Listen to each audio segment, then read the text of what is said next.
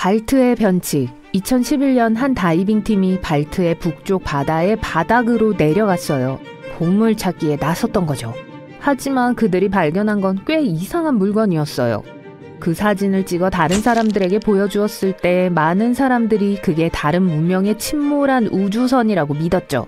어떤 사람들은 어떠한 자연적인 원인들이 이 물체를 형성했을 거라고 생각했어요.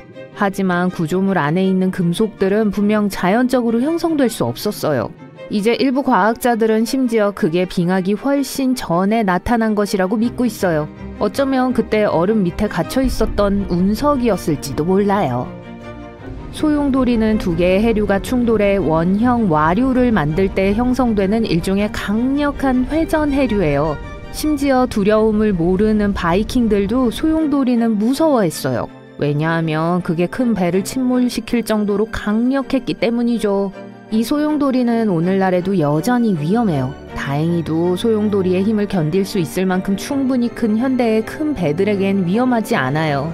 하지만 소용돌이에 빠진 유람선은 보통 큰 배도 꽤 격렬하게 좌우로 흔들릴 수 있는 거대한 파도에 직면해요.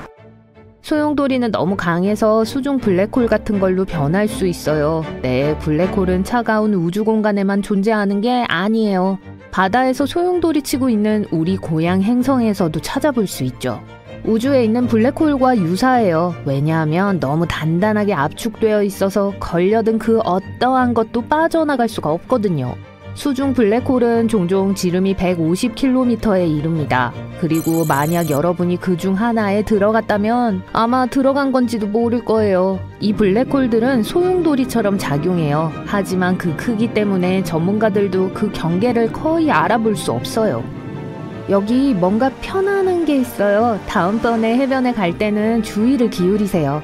그러면 아마 녹색 섬광이라고 불리는 광학 현상을 보게 될 거예요. 해가 진 직후 또는 해가 뜨기 직전에 볼 수 있을 거예요. 태양이 거의 지평선 아래에 완전히 있을 때 생기는데 그 가장자리가 위쪽이 아직 보이고 있을 때 발생해요. 단 1, 2초 동안 태양의 위쪽 가장자리가 녹색으로 보일 거예요. 그건 태양이 하늘 아래로 이동할 때 여러분은 태양을 대기의 더 두꺼운 부분을 통해서 보고 있기 때문입니다. 지평선 아래로 가라앉으면서 빛은 대기 중에 굴절되거나 휘어져 흩어져요. 이 현상을 더 잘 보기 위해서는 지평선에 구름이나 연무가 없는 맑은 날을 기다리세요. 멋진 수영을 기대하고 있었는데 바닷물이 빨갛다는 걸 알게 됐나요? 들어가지 않는 게 좋겠어요. 플로리다는 적조로 유명해요. 특정 미세 조류의 농도가 정상보다 높을 때 발생하죠. 해양과 민물에 있는 수천 종류의 조류는 대부분 동물과 인간에게 무해해요.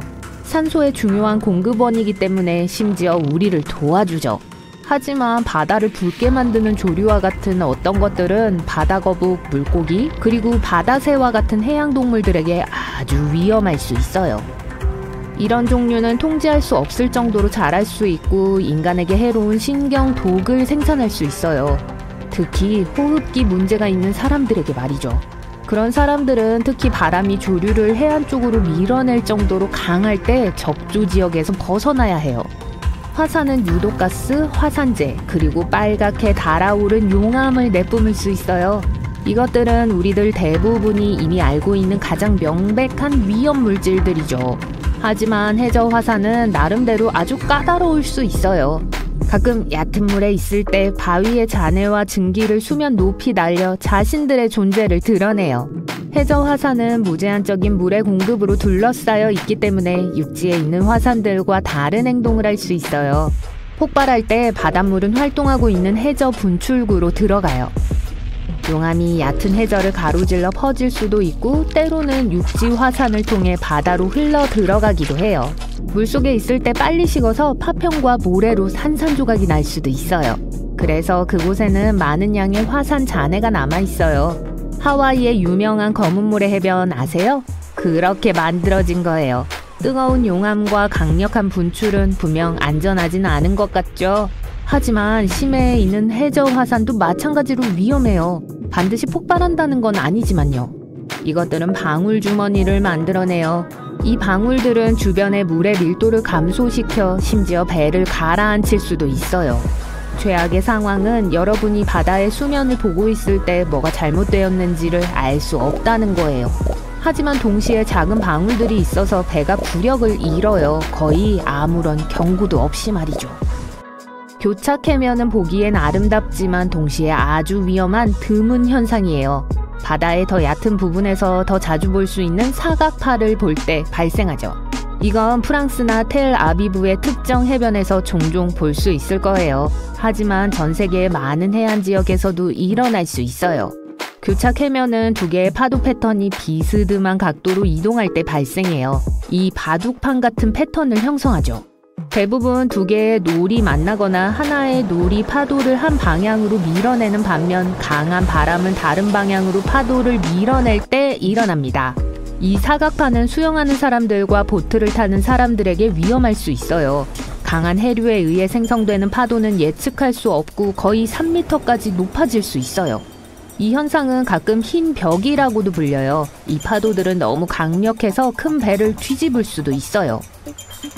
만약 투명한 유리잔에 바닷물을 채우고 자세히 들여다본다면 그게 아주 작은 입자들로 가득 차 있다는 걸 볼 수 있을 거예요.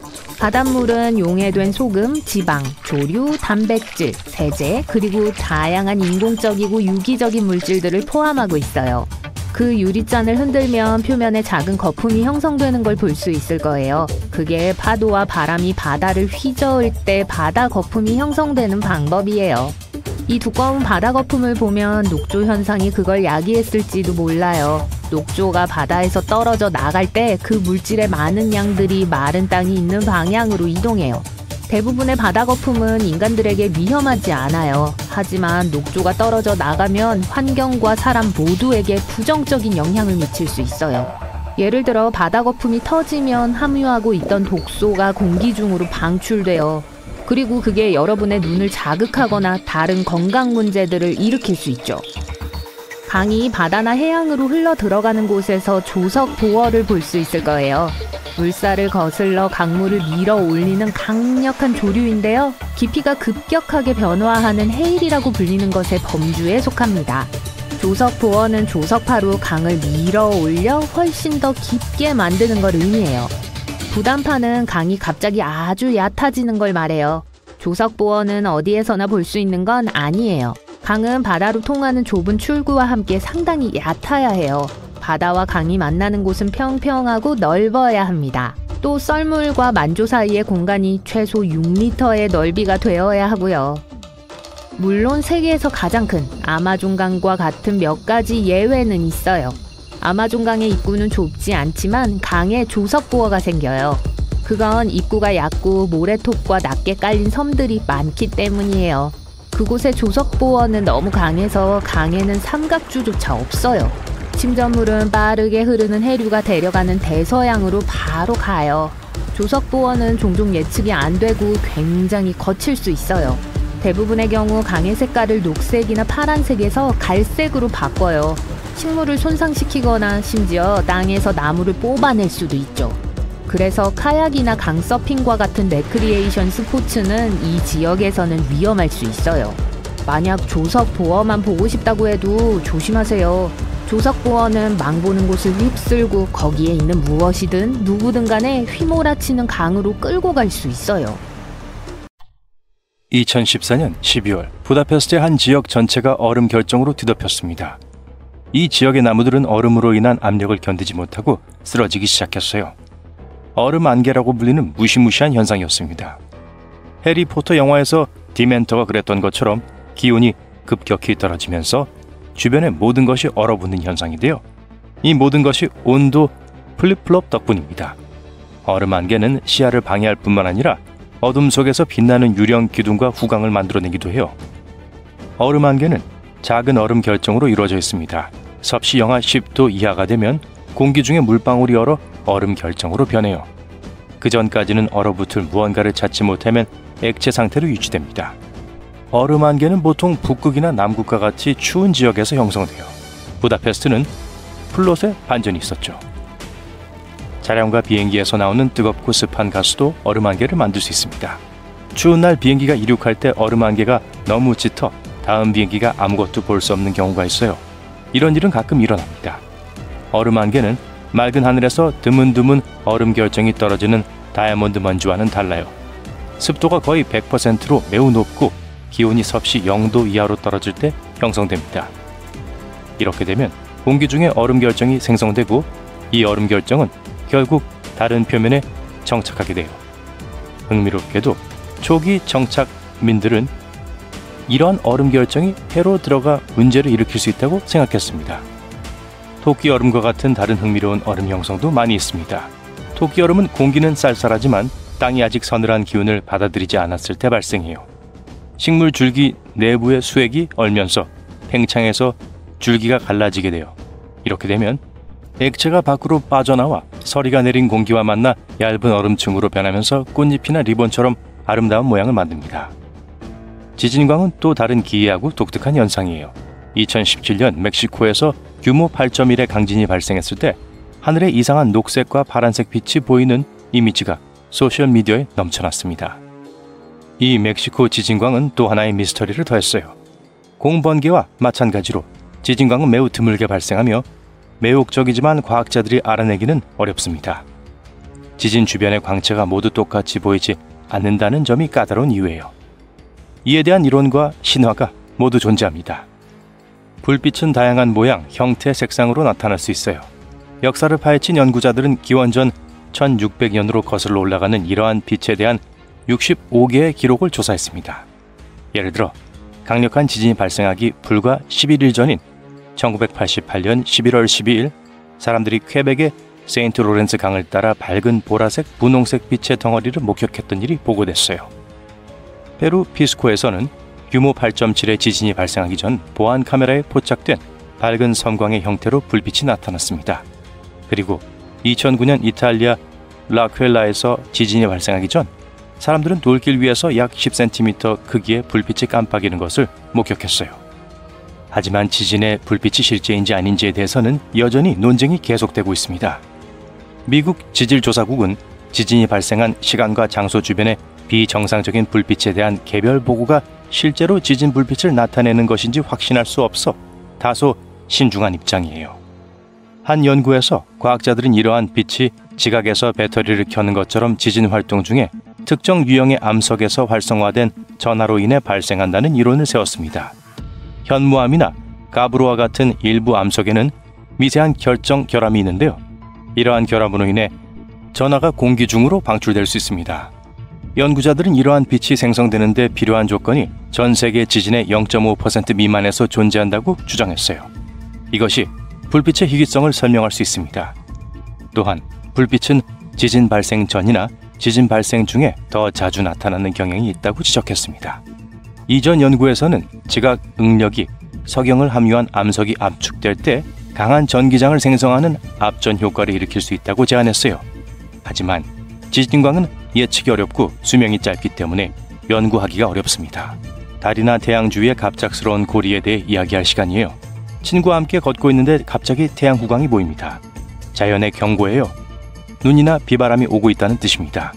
이러한 후광은 구름 속에 수십억 개의 작은 얼음 결정이 햇빛을 굴절시킬 때 형성됩니다. 눈이 손상될 수 있으니 이 경이로운 광경을 직접 쳐다보고 싶은 유혹을 뿌리치세요. 선글라스를 끼고 약 40분 정도 감상하세요. 자연은 다른 조기 경고를 보내기도 합니다. 바다가 신비롭게 물러나 산호와 물고기가 보이면 쓰나미가 다가오고 있을 수 있어요. 해변에서 이한류를 조심하세요. 상어가 비정상적으로 가까이 다가오면 폭풍을 피해 도망치는 것일 수도 있습니다. 머리카락이 쭉 뼛서고 장신구가 윙윙거리는 느낌이 드시나요? 근처에서 번개가 칠 수 있으니 대피하세요. 눈사태, 녹색 폭풍, 화산 근처의 호수는 모두 잠재적인 위험 요소입니다. 바다를 건너는 것은 매우 위험해요.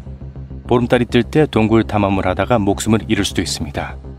바다가 젓갈색으로 변하면 물속에 독성 조류가 있을 수 있으니 수영을 피하세요. 동물도 재난을 감지하는 만큼 동물이 이상하게 행동하면 주의를 기울이세요. 여름밤 마츠제도 주변에는 매혹적인 푸른빛이 있습니다. 이 빛의 원인은 작고 빛나는 생물체예요. 관광객들은 이 아름다운 광경을 보는 것을 좋아하지만 한 연구에 따르면 독성이 있고 매년 그 규모가 커지고 있다는 단점이 있습니다. 이 현상은 낭만적인 모습에도 불구하고 해로워요. 한 해양학 연구팀이 위성 데이터를 사용해서 19년 동안의 성장을 추적했는데요. 거의 1000장에 달하는 위성 이미지를 분석한 결과 그들은 이 해파리가 더 깊은 바다로 확장하고 있다는 결론을 내렸습니다. 안타깝게도 이러한 확장은 해양 생물의 위협이 되고 있어요. 푸른 눈물의 꽃은 물고기와 바다거북을 중독시키고 심지어 인간의 건강에도 영향을 미칠 수 있습니다. 이 다이노플라겔 자체는 독성이 없지만 먹이인 독성 조류는 해로운 화학물질을 수중으로 방출해요. 이 과정에서 산소가 고갈되어 해양동물도 위험에 처하게 됩니다. 주요 원인은 불분명하지만 양쯔강 하류의 농업 오염이 중요한 역할을 하는 것으로 보여요. 농업용 유출수는 꽃의 번식을 촉진하는 영양분을 유입합니다. 삼엽댐 건설 프로젝트가 진행되는 동안 강 유량이 감소하면서 꽃의 크기가 줄어들었어요. 댐이 완공되고 강이 다시 강하게 흐르기 시작하자 꽃은 다시 성장하기 시작했습니다. 연구팀은 푸른 눈물이 계속 확대되어 해양 생물의 지속적인 위협이 되고 더 선명하게 빛나는 바다를 만들 것으로 예측하고 있습니다. 카타바틱 바람 또는 배소풍은 중력에 의해 높은 고도에서 경사면을 따라 밀도가 높고 차가운 공기가 내려올 때 발생해요. 이 바람은 때때로 허리케인 속도에 도달할 정도로 강력할 수 있지만 드물게 발생합니다. 아드리아해의 보라나 캘리포니아의 산타 아나와 같은 카타바틱 바람은 모든 화강풍과 달리 고원이나 산과 같은 고지대의 차가운 공기에서 비롯되어 공기가 하강하면서 따뜻해집니다. 온도는 발원 지역에 따라 달라요. 남극에서 카타바틱 바람은 풍장을 형성하는 데 매우 중요한 역할을 합니다. 그린란드와 남극과 같은 지역에서는 이 바람이 매우 강해져 허리케인 세력에 도달할 수 있어요. 남극의 맥머드 드라이 밸리와 같은 독특한 현상의 원인이 되며 후에기 군도와 알래스카의 윌리와와 같은 위험과도 관련이 있습니다. 세인트 엘모의 불은 언급할 만한 가치가 있는 자연현상입니다. 뇌우나 화산 폭발이 일어날 때 주변에 강한 전기장이 형성될 때 발생해요. 선박도 때, 비행기 가장자리, 날카로운 물체 등의 주변에 푸르스름하거나 보라색 빛을 발합니다. 이 빛은 이온화된 공기 분자에 의해 발생하며 조도가 낮은 환경에서 더욱 두드러져요. 섬광은 플라즈마의 한 형태로 물체 주변의 전기장이 공기 분자의 이온화를 일으킬 때 발생합니다. 구름과 지면 사이에 높은 전압 차이가 있기 때문에 뇌우 중에 발생할 수 있어요. 날카로운 지점은 전기장이 그 지역에 더 집중되어 있기 때문에 세인트 엘모 화재가 발생하기 쉽습니다. 파란색 또는 보라색으로 보이는 색은 네온사인이 작동하는 방식과 유사하지만 다른 기체를 사용하는 지구 대기 중 질소와 산소의 형광에서 비롯돼요. 이 현상은 고대 그리스부터 15세기 중국까지 역사적으로 볼 수 있는 현상입니다. 2009년 6월에 있었던 일입니다. 일본의 한 지역에서 주민들은 폭우가 쏟아진 후 놀라운 광경을 목격했어요. 사방에 물고기, 개구리, 올챙이 천지였어요. 들판, 도로, 잔디밭, 지붕에 이런 수생 생물들이 흩어져 있었습니다. 한 남자는 그의 트럭 주위에 13마리의 잉어가 있는 것을 보고 충격을 받았습니다. 그래도 차를 세우고 물고기 수를 세어봤네요. 아무도 이 기괴한 비가 어디에서 왔는지 확실히 모릅니다. 하지만 가장 그럴듯한 이론은 강력한 물 소용돌이가 이 생물들을 운반했다는 주장입니다. 소용돌이 휩쓸려 대기권 상층부로 올라간 후에 지상에 있었던 영문도 모르는 사람들에게 떨어졌다는 거죠. 선반 구름은 공상과학 영화에 나온 것처럼 보입니다. 이 구름은 따뜻하고 습한 공기가 뇌우를 동반한 상승 기류에 갇힐 때 형성됩니다. 이 불길한 모습의 그룹은 종종 폭풍이 오고 있다는 것을 의미합니다. 뇌우가 지나간 후 솜 같은 뭉게구름 위로 무지개구름이 나타납니다. 뭉게구름은 낮은 고도에 있는 구름입니다. 보통 약 1829m 상공에서 떠다니죠.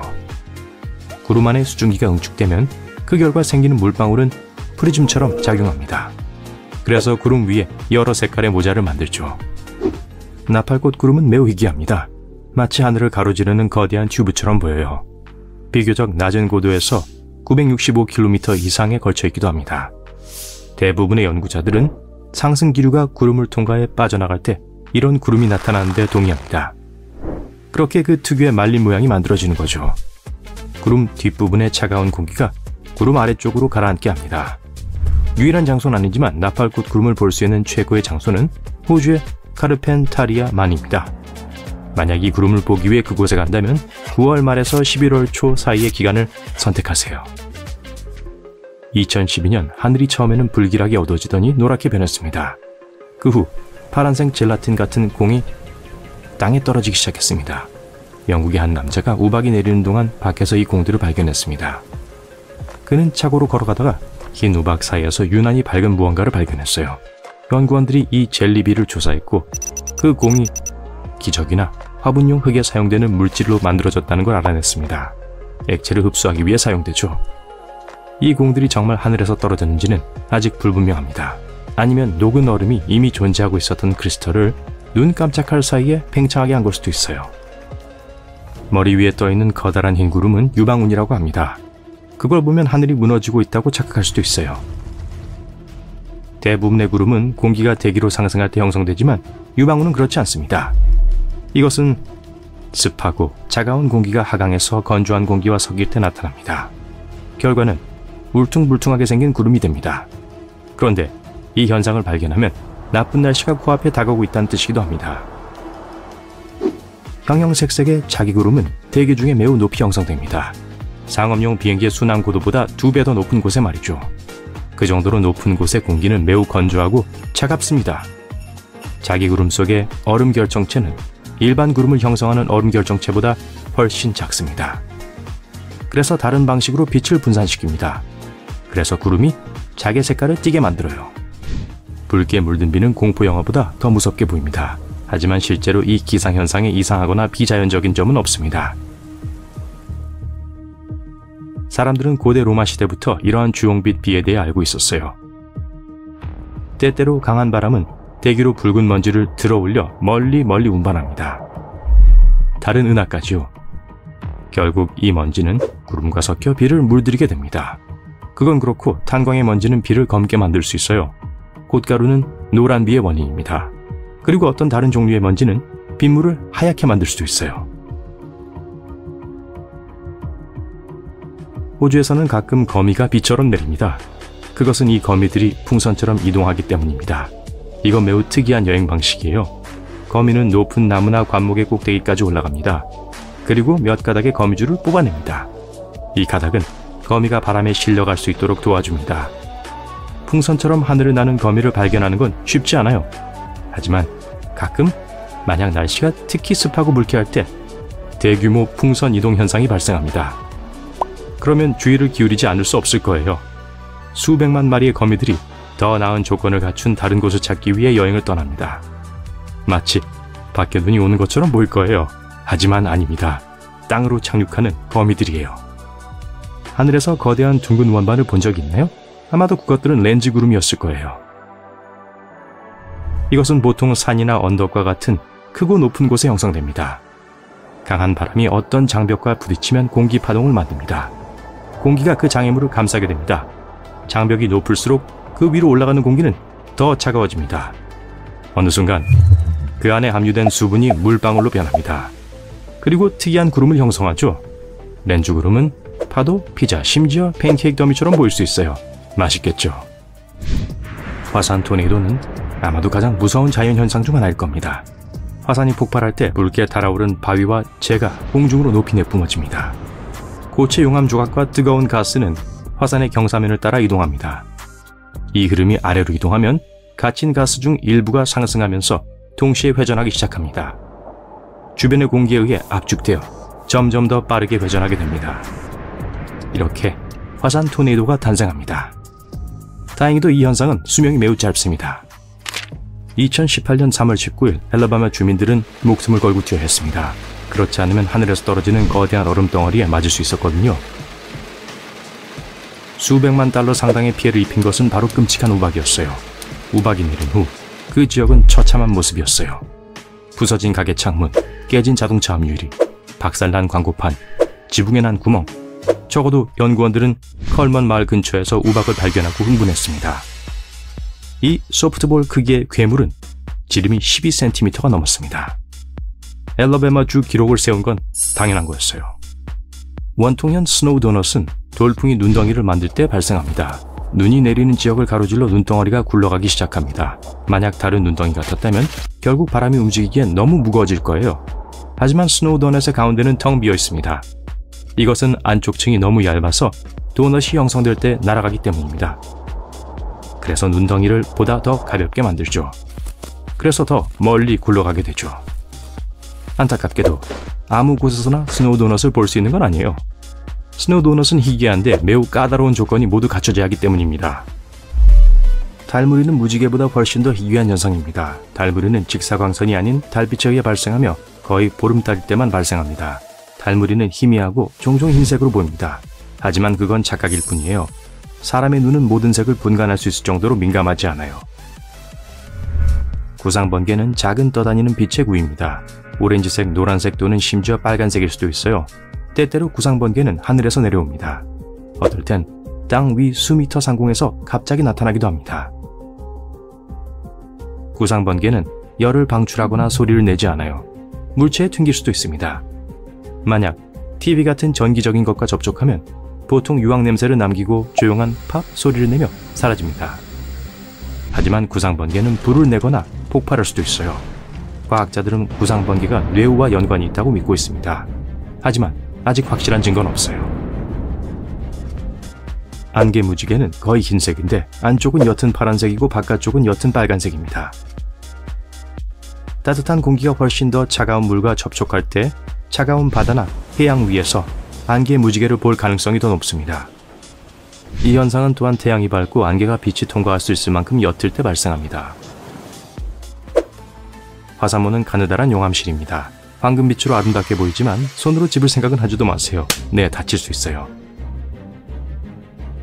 바람은 때때로 활화산에서 나오는 작은 용암방울을 잡습니다.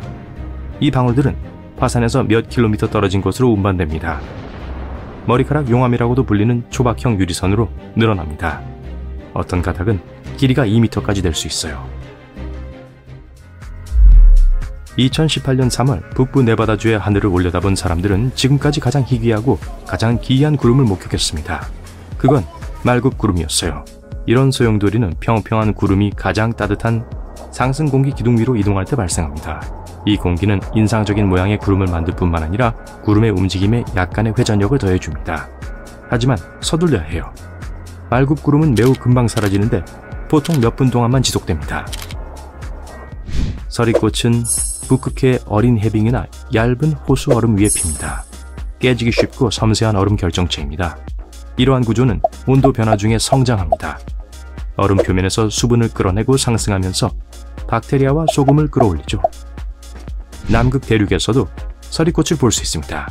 하지만 이 결정체들이 자라는 곳에서 사람들은 실망스럽게도 서리꽃에 대해 거의 아는 바가 없습니다. 그래도 여전히 매우 아름다워요. 안녕하세요. 불 무지개에 대해 들어본 적 있으세요? 네, 저도 들어본 적 없어요. 수평호는요? 그럴 줄 알았어요. 근데 참고하세요. 둘은 같은 거예요. 언뜻 보면 그림 같아 보여요. 아니면 하늘에 무지개 색깔의 물보라가 튄 것 같죠. 이름에도 불구하고 불이나 비와 공통점은 없어요. 이 현상은 특정한 형태의 얼음 구름을 통해 태양이 빛날 때 드물게 발생해요. 무지개 태도 그만큼 독특해요. 다시 말하지만 태양에서 나오는 빛을 완벽한 고리로 구부리기 위해서는 구름에 있는 특정한 종류의 얼음 결정체가 지구 표면에 존재해야 해요. 달빛에도 같은 현상이 일어날 수 있어요. 유일한 차이점은 달무리는 보통 흰색이고 태양무리는 무지개색일 수 있다는 거예요. 고도가 높은 지역을 방문하면 페니 텐트를 우연히 발견하는 행운아 중 한 명이 될 수도 있어요. 기본적으로 자연적으로 형성된 뾰족한 얼음 기둥을 말해요. 이게 형성되기 위해서는 건조한 공기에 매우 춥고 고도가 높은 환경이 필요해요. 햇빛은 얼음을 물로 녹이는 대신 수증기로 바로 바꿔버려요. 그래서 이 눈과 얼음의 날들이 지구 표면에 나타나기 시작하는 거예요. 귀여워 보일 순 있지만 4.5m까지 자랄 수 있어요. 작은 각각의 용암방울들이 바람을 만나면 어떻게 될까요? 기본적으로 펠레의 털이 돼요. 제가 설명할게요. 펠레라는 단어는 화산을 뜻하는 고대 하와이 상징에서 유래해요. 바람이 작은 용암방울을 집어들 때마다 머리카락과 같은 가닥으로 느리는데 이건 유리철사를 만드는 과정과 비슷해요. 이 섬세한 가닥들은 2m까지 뻗을 수 있어요. 드물게 구름 없이도 비가 올 수 있어요. 근데 진짜일까요? 이 희귀한 현상 이면에 있는 과학을 살펴봅시다. 비가 태양에서 바로 내리는 것처럼 보이는데 종종 우린 이걸 선샤워, 즉 여우비라고 불러요. 하지만 분명히 하자면 비가 별에서 직접 내리는 방법은 없어요. 비구름은 그 특정 위치에서 약간 떨어져 있어요. 태양광선에 각이 지면서 구름이 보이지 않게 돼요. 여러분이 있는 방향으로 비를 뿌리게 바람을 조금 불어주면 짜잔! 여우비가 내리죠. 볼리비아의 우유니 소금 호수라고 불리는 곳이 있어요. 세계에서 가장 큰 소금 평지예요. 또한 배터리를 만드는 데 중요한 요소인 전 세계 리튬의 절반이 있는 곳이기도 하죠. 하지만 여기엔 또 뭐가 그렇게 특별한 거죠? 장마철이 올 때마다 이 평평한 땅을 완벽하게 반사되는 거울 호수로 바꿔줘요. 여러분은 피해 폭포에 대해 들으면 무엇이 떠오르시나요? 공포 영화요? 이건 남극 대륙에서 가장 건조한 지역 중 한 곳에 위치한 일련의 폭포일 뿐이에요. 특별한 종류의 박테리아로 가득 찬 지하 호수에서 나오죠. 이 작은 유기체들은 당 대신 황산염을 연료로 사용하기 때문에 과학자들에게는 매우 흥미로워요. 이 호수에 포함된 물은 철로 너무 가득 차 있어서 기본적으로 공기와 만나면 녹이 슬어버려요. 따라서 트레이드마크인 이름을 주는 붉은 폭포가 생기는 거죠. 좋아요. 우리 모두 그 노래를 알고 있지만 사실 이건 지어낸 게 아니에요. 실제로 사막의 장미라고 불리는 게 있어요. 근데 식물이 아니라 광물 석고의 독특한 형태예요. 종종 홍수가 날 수 있는 건조한 모래 지역에서 발달하죠.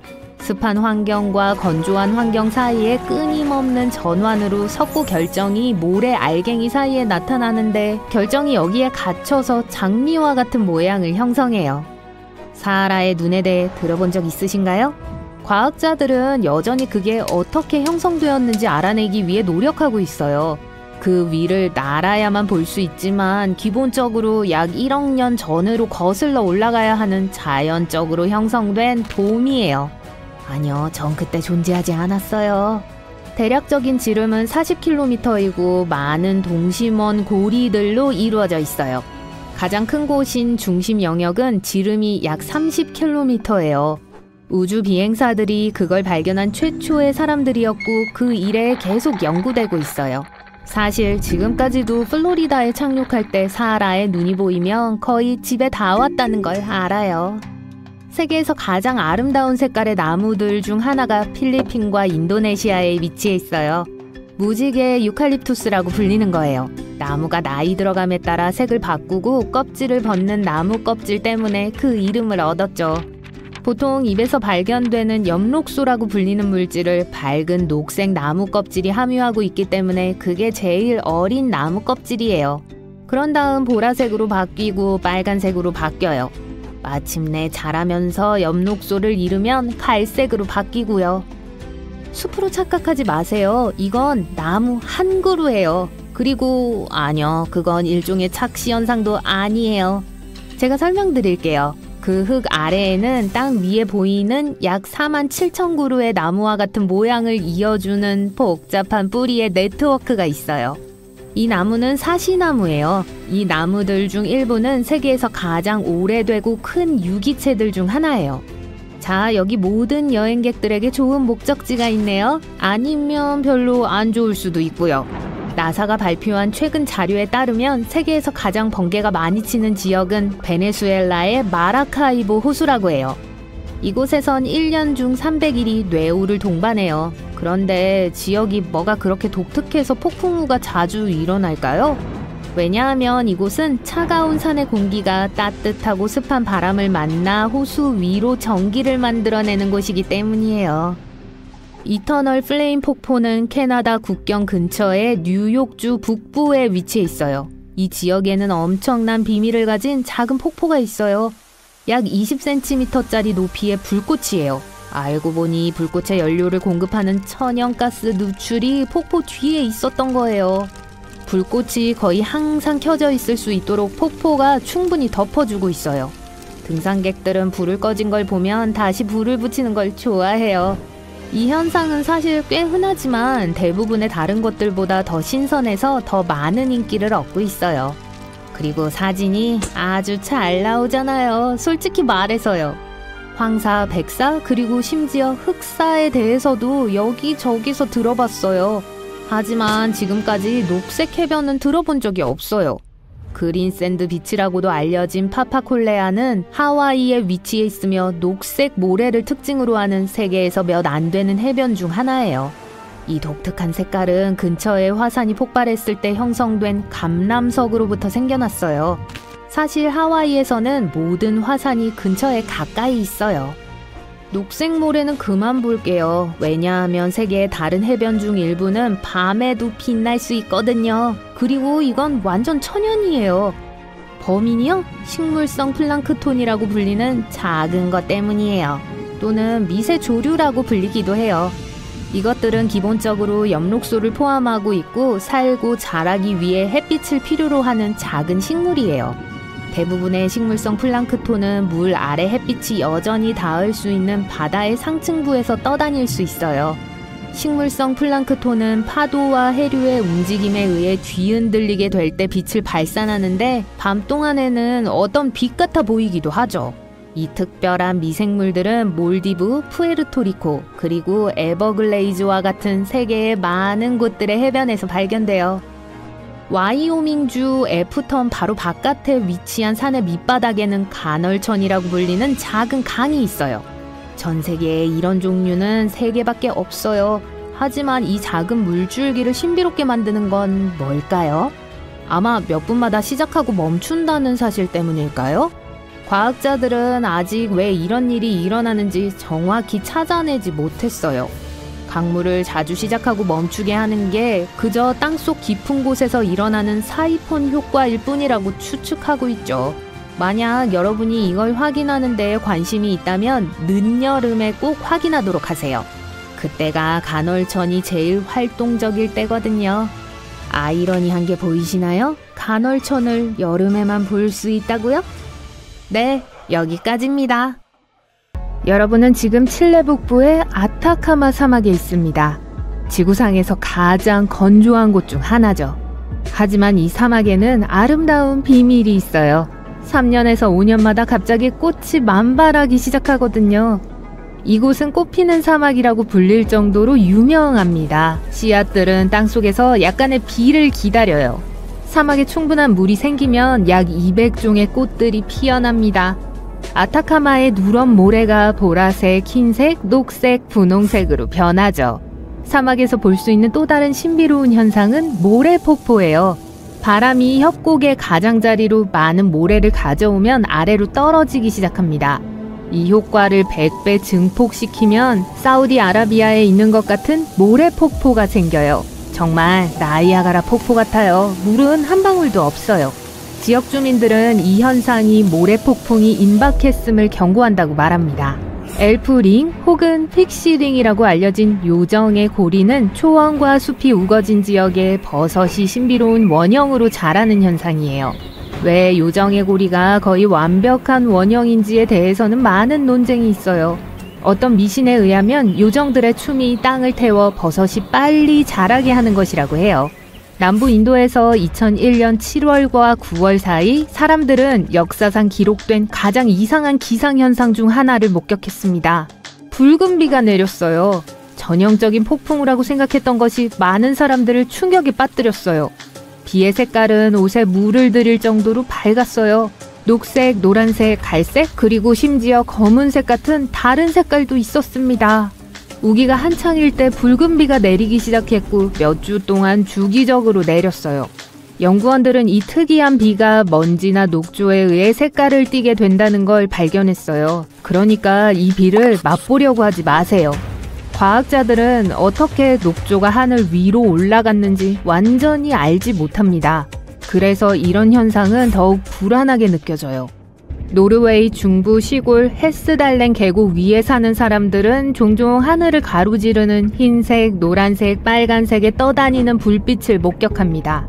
그 불빛은 낮과 밤에 모두 나타나며 80년대에는 한 주 동안 15번에서 20번 발견된 적도 있어요. 헤스달렌의 빛은 몇 초 동안 지속되지만 때때로 1시간 이상 지속될 수도 있어요. 불빛은 떠다니거나 심지어 흔들리는 것처럼 움직여요. 어떤 과학자들은 이 불빛의 원인이 이온화된 철분 먼지 때문이라고 믿고 또 어떤 과학자들은 나트륨, 산소, 수소를 포함하는 연소 때문이라고 해요. 또 어떤 사람들은 미확인 비행물체라고도 주장합니다. 스노우 도넛은 가장 보기 드문 기상학적 광경 중 하나인데 그 현상을 위해서는 완벽한 기상 조건이 필요하기 때문이에요. 로키 산맥과 같은 눈 덮인 산간 지역에서 발견되고 바람, 온도, 눈, 얼음, 습기가 모두 적합할 때만 우리가 이 경이로운 고리들을 목격할 수 있어요. 땅에 젖은 눈의 얇은 층이 필요해요. 그 층 아래에는 얼음이나 가루, 눈이 있어야 합니다. 그리고 도넛을 마치 눈덩이처럼 언덕 아래로 굴릴 만큼 충분히 강한 바람이 불어야 해요. 일단 구르기를 멈추면 야구공 크기이거나 자동차 타이어만큼 클 수 있어요. 모두 바람이 얼마나 강한가에 달려있죠. 새로 형성된 스노우 도넛은 오래 지속되지 않으니까 얼른 카메라를 가져오세요. 그리고 머리 조심하세요. 여러분은 지구상의 다른 행성과 비슷한 생태계와 대기를 가진 곳이 있다는 걸 믿을 수 있나요? 자, 믿으세요. 루마니아 남동부에 위치한 모빌 동굴은 무려 550만 년 동안 완전한 어둠 속에 닫혀 있었습니다. 인부들이 건설 부지를 찾다가 비로소 그 동굴에 대해 알게 됐을 때까지는요. 과학자들은 동굴의 입구를 팠고 그 안에 완전히 독립적인 생태계가 번성하고 있다는 것을 발견했습니다. 수많은 터널을 지나 바위를 통과하는 통로가 뚫렸을 때 과학자들은 썩은 달걀 냄새가 나는 유황수 호수를 발견했어요.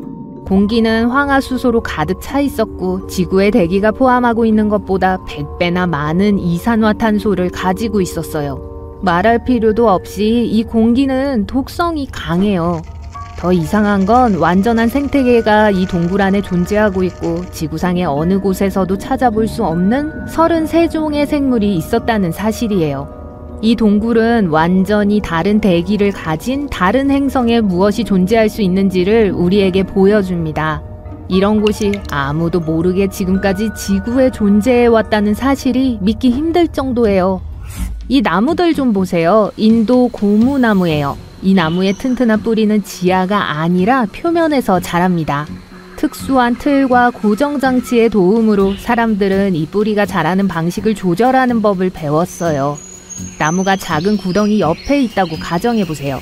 이 구덩이의 한쪽 끝에서 다른 쪽 끝까지 다리를 만들어야 해요. 자라나는 나무 뿌리를 필요한 방향으로 향하게 하세요. 시간이 지남에 따라 뿌리가 땅속으로 침투하여 끝없는 폭우 속에서 튼튼해집니다. 다리 하나를 만드는데 약 15년이 걸려요.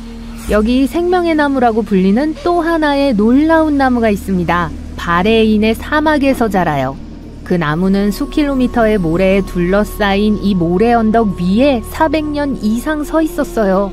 이곳은 굉장히 덥고 습기도 없어요. 그럼에도 불구하고 그 나무는 녹색잎이 있고 계속해서 자랍니다. 지금까지 과학자들은 그 나무가 어떻게 수분과 영양분을 얻는지 아직 알아내지 못했어요. 주변에는 석유가 매장된 곳만 있어요. 지역 주민들은 그 나무가 신성하다고 생각합니다. 생명의 마법과 자연의 힘을 보여주기 때문이죠. 일부 전문가들은 이 모든 것이 뿌리 덕분이라고 확신해요. 뿌리가 매우 깊어서 지하 수원에 도달할 수 있을 거예요. 지금 여러분은 밤새도록 몇 시간 동안 운전하고 있어요. 잠을 못 자서 정신이 몽롱해요. 차를 세우고 팔다리를 뻗기 위해 밖으로 나갑니다. 그리고 나서 하늘을 올려다보고 아름다운 일출을 봐요. 잠깐만요. 하늘에 태양이 3개 있어요. 눈을 비비지만 그대로예요. 하늘에는 여전히 3개의 밝은 태양이 있어요. 우리 태양이 3개로 분열된 게 아니에요. 태양이 2개 더 생긴 것도 아니에요. 이 현상은 선독이라고 불립니다. 주로 심한 서리 동안 발생해요. 하늘의 작은 얼음 결정이 빛을 휘게 하죠.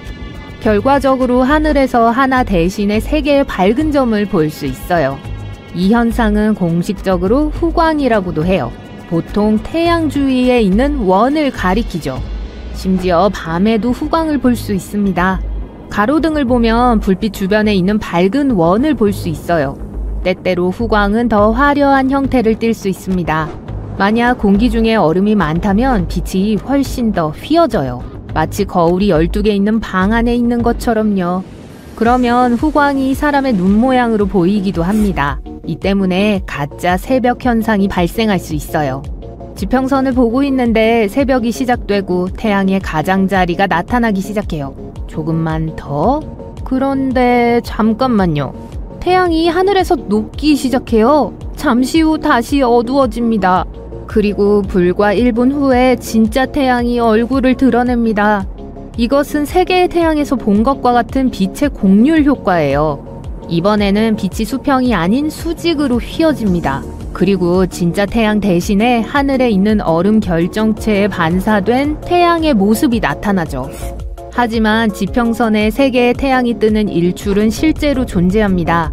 지구에서는 아니지만요. 340광년 떨어져 있는 곳이에요. 중심에 태양보다 거의 2배 큰 별이 숨어있는 항성계가 있어요. 2개의 작은 별이 이 거인 주위를 돌고 있어요. 이 이상한 세계에도 행성이 있어요. 그곳에서의 일몰과 일출은 정말로 세 개의 태양과 함께 발생합니다. 이런 일몰을 보면서 사랑하는 사람과 공원 벤치에 앉아있는 데이트는 매우 성공적일 거예요. 가장 당혹스러운 자연현상에 대해 이야기하면서 사막에 내린 눈을 언급하지 않을 수는 없을 거예요.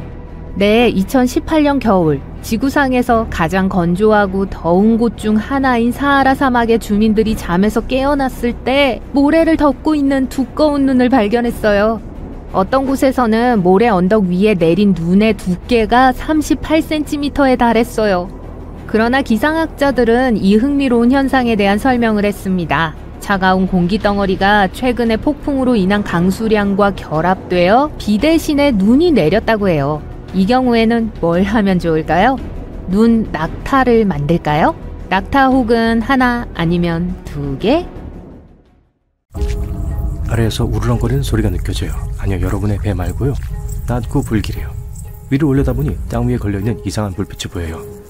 하늘 높이 떠있는 반짝이는 빛의 공 같아 보여요. 목이 말라서 침을 꿀꺽 삼켰어요.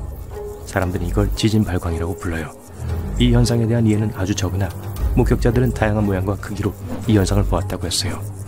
이것은 불빛 공, 판번개, 띠 그리고 하늘의 지속적인 빛의 형태일 수 있어요. 곧 강한 지진이 뒤따르죠. 과학자들은 왜 이런 불빛들이 나타나는지 설명하지 못하며 항상 증명하지 않죠. 어떤 사람들은 대기 중으로 방출된 지하가스의 반응이라고 믿어요. 아니나 다를까 지진이 시작돼요. 운이 좋네요. 하지만 예상보단 강하지 않군요. 당은 흔들리지만 균형을 유지할 수 있을 정도네요. 시작과 동시에 갑자기 멈춰서 여러분은 집으로 걸어가요. 집에 가는 길에 섬광을 보고 채찍 휘두르는 소리가 들려요. 번개와 방금 여러분이 서 있던 곳 근처에 홀로 있던 나무를 강타했어요. 불이 붙었고 불기둥이 하늘로 치솟고 있어요. 아직도 비는 오지 않고 불기둥은 점점 더 커져요. 여러분은 불 토네이도 같은 것에 대해 들어본 적이 있나요? 이런 현상은 기압의 차이로 바람이 지면 가까이 원안에 갇힐 때 발생해요. 이런 작은 토네이도는 보통 쉽게 알아차릴 수 있죠. 작은 돌무더기, 먼지, 모래, 그리고 나뭇잎들이 공중으로 솟아오르고 빠른 원을 그리며 날기 시작해요. 하지만 그러다가 만약 근처에 화재의 근원이 있다면 깔때기가 불을 잡아 풀무처럼 더 강하게 불 수 있어요. 불길이 빙글빙글 돌면서 점점 더 높아지다가 결국 소용돌이 치고 불타는 탑을 만들어요. 다행히도 불 토네이도는 수명이 짧고 보통 큰 피해를 입히지 않아요. 하지만 저 나무 밑에서 폭풍을 피하려고 하지 마세요. 플로리다와 캐리비안 해안의 일부 지역에서 이 특이한 식물을 발견할 수 있어요. 겉으로는 전혀 특별해 보이지 않죠? 회색 몸통, 녹색잎, 그리고 작은 사과와 비슷한 과일. 여러분이 기억해야 할 것은 절대로 이 사과를 따지 말고 특히 비가 올 때 나무 옆에 서 있지 말라는 거예요. 이건 세계에서 가장 위험하다고 알려진 만치니 나무예요. 몸통, 나무 껍질, 나뭇가지 그리고 열매에는 독이 있는 액이 들어있어요. 이 부식성 산성 액체 한 방울이면 피부를 해칠 수 있어요. 많이요. 나무가 이 액을 분비할 수 있어요. 그리고 만약 실수로 이걸 만졌다면 손에 화상을 입을 위험이 있어요.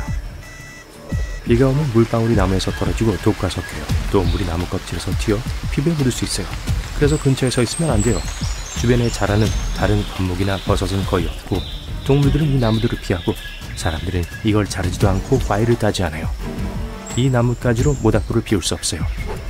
타는 나무는 눈에 손상을 입힐 수 있는 유독성 연기를 내뿜어요. 현지인들은 이 나무를 잘 알지만 관광객들과 여행객들은 잘못하다가 다칠 수 있어요. 그래서 대부분의 만치니 나무는 페인트로 표시되어 있거나 경고 표지가 있어요. 베네수엘라 서부 카타툼보 강 근처에 사는 주민들은 거의 매일 밤 번개를 보기 때문에 번개를 두려워하지 않아요. 오후 7시경에 시작되어 새벽까지 끝나지 않죠. 끊임없이 치는 카타툼보 번개는 2010년 1월부터 3월까지 몇 달 동안 멈춘 적이 한 번 있어요. 아마도 가뭄 때문이었을 거예요. 아니면 전화가 다 떨어졌던 걸 수도 있어요. 1991년 한 과학자는 이 현상이 그 지역에서 만나는 차고 따뜻한 기류 때문에 일어난다고 제기했어요. 또 다른 이론은 번개가 기반함에 있는 우라늄에 의한 것일 수도 있다고 해요. 모든 번개가 구름 안에서 일어난 건 아니에요. 지저분한 폭풍우라고 불리는 희귀한 현상이 있어요. 번개가 화산 위에서 발생하는 건데 가장 유명한 건 일본에 있어요. 거의 매일 분출하고 공중으로 검은 구름을 높이 내뿜죠.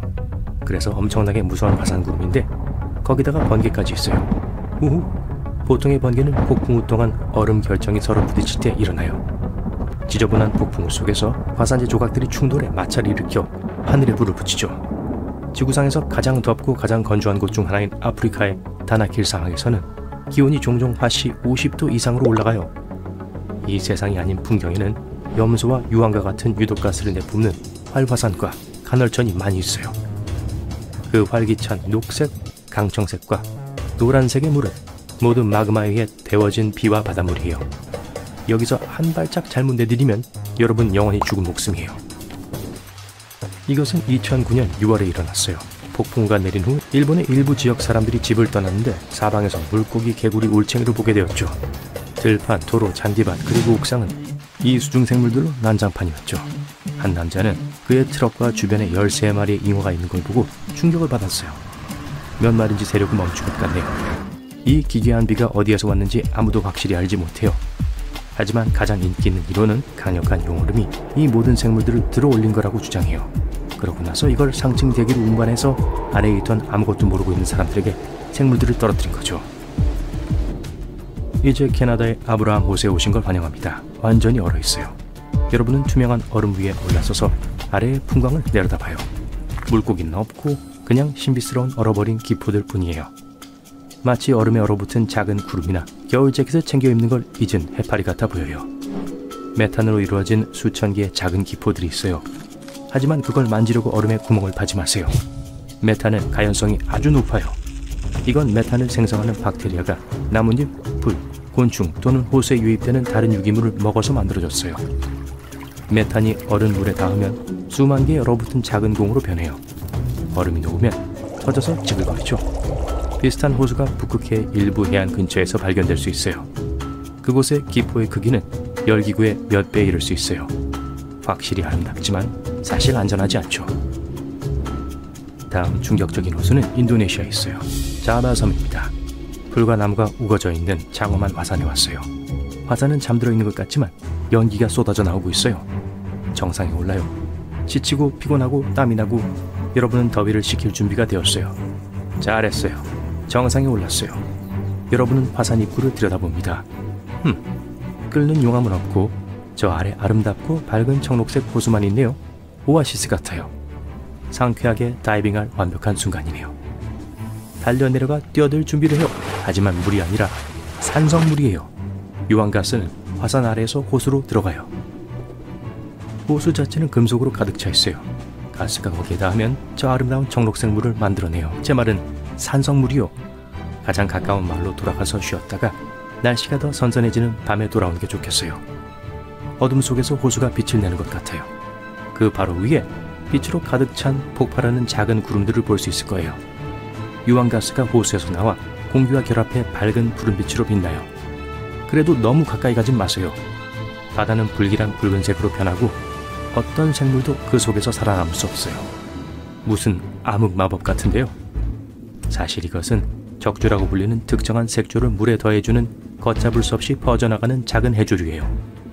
이것들은 해양 포유류, 새, 그리고 거북뿐만 아니라 그걸 먹고 사는 생물들을 파괴하는 독소를 갖고 있어요. 인간의 경우 이것과 접촉하면 호흡장애나 바다 식중독에 걸리게 돼요. 때로 심지어 거대한 배들도 이렇다 할 이유 없이 공해에서 가라앉았어요. 그 이유는 종종 수중 화산이 잠자는 동안에도 발생시키는 거품의 주머니 때문이에요. 이 생산적인 마그마 공장들은 물밑 2600m에 숨겨져 있어요. 깨어날 때 마치 육지 화산처럼 행동하고 파괴적인 쓰나미를 일으킬 수 있어요. 이 나무는 병처럼 생겼는데 어쩐지 병나무라고 불린다 했네요. 나미비아에서 자라고 많은 관광객들을 끌어모으죠. 하지만 이 나무는 지구상에서 가장 위험한 나무 중 하나니까 너무 가까이 가지 마세요. 우유 같은 액이 나무 몸통 안쪽에 흘러요. 이건 인체의 독성이 아주 강해요. 하지만 밝은 면을 보자면 이 나무들은 붉은 속이 있는 아름다운 분홍색과 흰색의 잎을 갖고 있어요. 우주 서쪽에 한때 감옥으로 사용되었던 나무가 자라고 있어요. 오랫동안 바오밥 감옥나무 안에는 범죄자들을 위한 감방이 존재했었어요. 보통 사람들은 임시로 하룻밤만 그곳에 머물렀어요. 그 후 최종 목적지로 옮겨졌죠.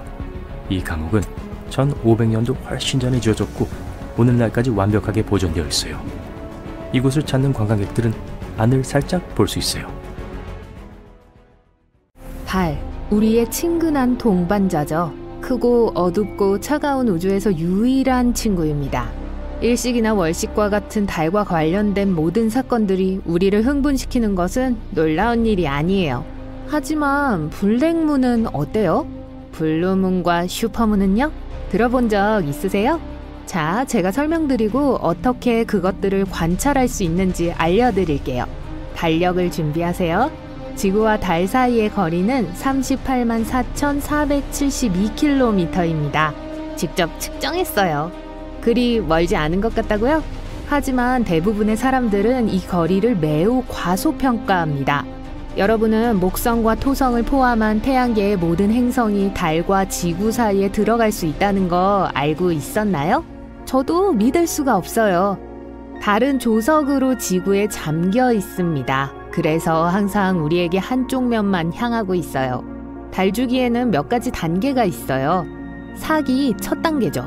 태양이 우리가 볼 수 없는 달의 면을 비추기 때문에 달이 보이지 않는 거예요. 상현달은 밝은 부분이 점진적으로 많아지는 겁니다. 보름달은 태양이 우리가 볼 수 있는 달의 면을 완전히 비추는 단계예요. 하현달은 빛의 부분이 점차 줄어드는 거예요. 그러고 나서 또 새로운 달이 탄생해요. 그리고 모든 주기가 다시 시작되죠. 달 주기는 29.5일이기 때문에 2월이 아니라면 한 달 정도가 됩니다.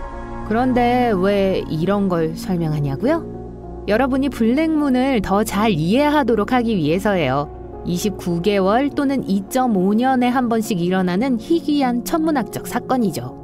이 용어는 점성가들에 의해 만들어졌기 때문에 천문학에는 존재하지 않아요. 비공식적이고 여러 가지 의미가 있어요. 블랙문은 한 달에 삭 현상이 2번 발생하는 걸 의미할 수 있어요. 보통 한 달에 삭은 한 번뿐이기 때문에 2번은 드문 현상입니다. 이것은 달의 주기와 지구의 연간 주기 간의 작은 차이 때문에 일어나요. 윤년 같은 거죠. 블랙문은 또한 다른 것을 의미할 수 있어요. 예를 들어 보통 한 계절에 3번의 새 달이 있어요. 기본적으로 30일에 한 번씩 새로운 달이 떠요. 하지만 만약 4번이 뜬다면 세 번째 새 달이 블랙문이에요. 또한 더 드물게 쓰이는 의미도 있어요. 예를 들어 어떤 사람들은 새 달이나 보름달 없는 2월을 가리키기도 해요. 이것은 19년에 한 번 정도 일어납니다. 하지만 블랙문이 왜 그렇게 특별할까요? 달은 보통 삭 동안 하늘에 완전히 숨겨져 있어요. 하지만 블랙문 동안 달의 어두운 실루엣을 볼 수 있습니다. 그걸 보려면 도시에 불빛이 없는 좋은 장소를 선택해야 할 거예요. 대도시에 산다면 망원경 없이는 거의 볼 수 없을 거예요. 또한 이 현상이 일어나는 동안 하늘이 매우 어둡기 때문에 목성과 금성뿐만 아니라 이전에 숨겨져 있던 다른 별자리들도 볼 수 있어요. 가장 최근에 발생한 블랙문은 2022년 4월 30일이었어요. 미국의 대부분의 지역에서 블랙문을 관찰할 수 있었어요. 태평양, 알래스카, 하와이 시간대를 제외한 지역에서요. 알로하! 네, 안타깝게도 블랙문에 대해 처음 듣는 것이라면 이미 기회를 놓쳤어요. 이제 2.5년을 더 기다려야 합니다. 다음 블랙문은 표준적인 정의에 의하면 2024년 9월, 계절적 정의로는 2023년 5월 19일에 발생할 거예요. 하지만 걱정하지 마세요. 언제든 다른 천문학적 현상을 볼 수 있어요. 바로 블루문이죠. 농담이 아니에요. 진짜예요. 물론 말 그대로 파란 달이 뜨는 건 아니에요. 블루문은 점성가들이 한 달에 2번째 보름달을 가리키는 거예요. 블랙문과 블루문은 의미상 비슷하긴 하지만 사실 정반대예요. 블랙문은 한 달 안에 2번째 발생하는 사현상이고 블루문은 2번째 보름달을 말합니다. 둘 다 29개월마다 발생해요. 그렇게 드문 일은 아니죠? 아이러니하게도 블루문은 아주 드물게 일어나는 일을 가리키기도 해요. 민속학자 필립 히스코크는 블루문이라는 용어의 달력적 의미가 1937년 메인 농사력에 의해 처음 발명되었다고 추측합니다. 또 다른 흥미로운 천문학 사건은 슈퍼문이에요. 망원경을 준비하고 언덕을 찾아보세요. 유난히 밝고 큰 달을 볼 수 있을 거예요. 영화에서나 볼 수 있는 것처럼요. 슈퍼문은 정확히 무엇을 의미할까요? 아시다시피 달은 지구 주위를 원형 궤도로 돌지 않습니다. 궤도는 타원형이에요. 그리고 지구에서 가장 가까운 곳은 근지점이라고 불립니다. 슈퍼문은 보름달이 근지점과 일치할 때 발생하는 현상이에요. 이것 때문에 달이 우리에게 특히 크고 밝은 것처럼 보이죠. 슈퍼문은 직경이 평소보다 14% 더 크고 30% 더 밝아 보여요. 그런데 이 현상은 종종 소위 달착시와 혼동됩니다. 달착시 동안 달은 지평선 위로 낮게 떠 있어서 시각적으로 더 크게 보여요. 1년에 12번에서 13번의 보름달 중 서너 번이 슈퍼문입니다. 하지만 대부분은 그다지 다르지 않아요. 차이를 전혀 발견할 수 없을 정도로요. 가장 흥미로운 건 희귀한 대형 슈퍼문이에요. 이 기간 동안 달은 실제로 커져요. 가장 최근의 주요 슈퍼문은 2016년에 발생했습니다. 안타깝게도 큰 규모의 슈퍼문은 드물고 18년에 한 번 정도 발생해요. 다음 대규모 슈퍼문은 2034년에나 일어날 거예요. 하지만 작은 규모의 슈퍼문은 꽤 자주 관찰할 수 있어요. 2022년에는 6월 14일과 7월 16일이었어요. 마이크로문이라고 불리는 정반대 현상도 있습니다. 무슨 의미인지 이미 짐작했을 거예요. 그것은 보름달이 지구에서 가장 먼 지점에 있을 때 발생합니다. 이 지점을 원지점이라고 해요. 2020년에 마이크로문은 6월 29일에 있었어요. 2023년에는 1월 7일, 2월 5일, 그리고 8월 16일에 관찰할 수 있을 거예요. 물론 이 사건들을 일일이 따를 필요는 없어요. 대부분의 사람들은 월식과 일식에 더 관심이 있어요. 그런데 여러분도 이 둘을 서로 혼동하는 사람 중 한 명인가요? 직접 테스트해보세요. 비디오를 일시 중지하세요. 일식과 월식이 무엇을 의미하는지 설명해보세요. 여러분의 설명과 정확한 정의를 비교해보겠습니다. 준비됐나요? 좋아요. 일식은 달이 태양을 완전히 또는 부분적으로 가리는 현상이에요. 일식은 달 자체가 보이지 않는 삭 동안에만 가능해요. 많은 사람들은 일식이 믿을 수 없을 정도로 드물다고 생각하지만 그건 사실이 아니에요. 월식은 달이 지구에 의해 드리워진 그림자에 완전히 또는 부분적으로 놓이는 현상입니다. 월식은 달의 근접성이 궤도의 접속점에 있는 보름달 동안에만 일어날 수 있어요. 정답을 맞히셨다면 잘했어요. 그렇지 않더라도 걱정하지 마세요. 많은 사람들이 이 두 가지를 혼동합니다. 2022년 부분일식은 10월 25일에 일어날 거예요. 유럽, 남아시아와 서아시아, 북아프리카와 동아프리카, 그리고 대서양에서 보일 거예요. 제가 언급했듯이 개기일식은 많은 사람들이 생각하는 것만큼 드물지 않지만 문제는 항상 지구의 어느 지역에서나 볼 수 있는 것이 아니라는 점이에요. 그래서 개기일식을 보고 싶다면 반드시 달력을 확인하고 지구의 어느 지역에서 볼 수 있는지 알아보세요. 그리고 특수환경도 잊지 마세요. 하지만 월식은 훨씬 더 자주 일어납니다. 부분 월식은 거의 매달 일어나요. 하지만 2022년 개기월식은 11월 7일에서 8일 밤에 있을 거예요. 아프리카를 제외한 거의 모든 지역에서 볼 수 있어요. 얼룩말들이 월식을 좋아하지 않는다고 들었어요. 달은 정말로 매혹적인 위성이에요. 그냥 작은 바위 덩어리라고 생각할지도 모르지만요. 하지만 달과 관련된 흥미로운 사건들이 많이 있어요. 희귀한 달 현상을 본 적이 있거나 보고 싶으신가요? 다른 희귀하고 경이로운 천문학적 사건은요? 꼭 댓글로 알려주세요. 여러분은 야생에서 하이킹을 하며 캠프를 차릴 안전한 장소를 찾고 있습니다. 들리는 건 오직 발 밑에서 나뭇잎과 나뭇가지가 갈라지는 소리뿐이죠. 다람쥐 몇 마리가 저기 나무 위로 뛰어 올라가고 있어요. 하지만 갑자기 예상치 못한 일이 벌어져요. 나무 사이 먼 곳에 뭔가가 이상하게 보이는데 일종의 콘크리트 구조물 같아 보여요. 이상하네요. 이 시점에서 여러분은 숲속으로 최소 32km쯤 들어왔고 여러분이 알고 있는 한 근처에 도시나 마을은 없어요. 그래서 더 자세히 보기 위해 친구들과 함께 길을 떠나기로 해요. 하지만 가까이 다가갈수록 아무데로도 이어지지 않는 걸 알게 돼요. 말 그대로 아무것도 없는 곳에서 뭘 하고 있는 거죠? 그리고 아무데로도 이어지지 않아요. 여러분은 셜록 홈즈 모자를 쓰고 조사를 시작해요. 자, 이곳에 몇 년에 걸쳐 무너진 오래된 집이나 저택이 있었을 수 있어요. 그리고 남은 건 이 계단뿐일 수도 있고요. 하지만 이상하게도 이 기괴한 구조물을 둘러본 후 여러분은 패여도 어떠한 토대의 흔적도 없다는 걸 깨달아요. 마치 누군가가 케이크같이 집 계단을 잘라 여기에 떨어뜨려 놓은 것 같아요. 아무 이유도 없이 말이에요. 네. 여러분과 친구들은 별로 가까이 가고 싶어 하지 않아요. 뭔가가 잘못된 것 같아요. 이 이상한 구조물을 더 오래 볼수록 소름 끼치는 존재가 느껴져요. 뭔가가 여기서 가능한 한 빨리 떠나야 한다는 걸 알리고 있어요. 이상하게 들리겠지만 생뚱맞은 계단의 발견, 숲에서의 터무니없는 발견들은 놀라울 정도로 흔해요. 어떤 것들은 나무로 만들어졌고 어떤 것은 벽돌이나 돌로 만들어졌어요. 어떤 건 오래돼 보이는 반면 다른 것들은 어제 완성된 것처럼 보여요. 이 모든 것의 공통점은 아무데도 이어지지 않으며 모두 아주 신비로운 장소에서 발견됐다는 거예요. 가장 유명한 것들 중 하나는 뉴햄프셔의 체스터필드에 있어요. 숲 한가운데 돌로 만들어진 반원형 아치에 중세풍 긴 계단이 있어요. 마담 앙뚜아네트 쉐리의 성의 일부인 걸로 여겨지고 있어요.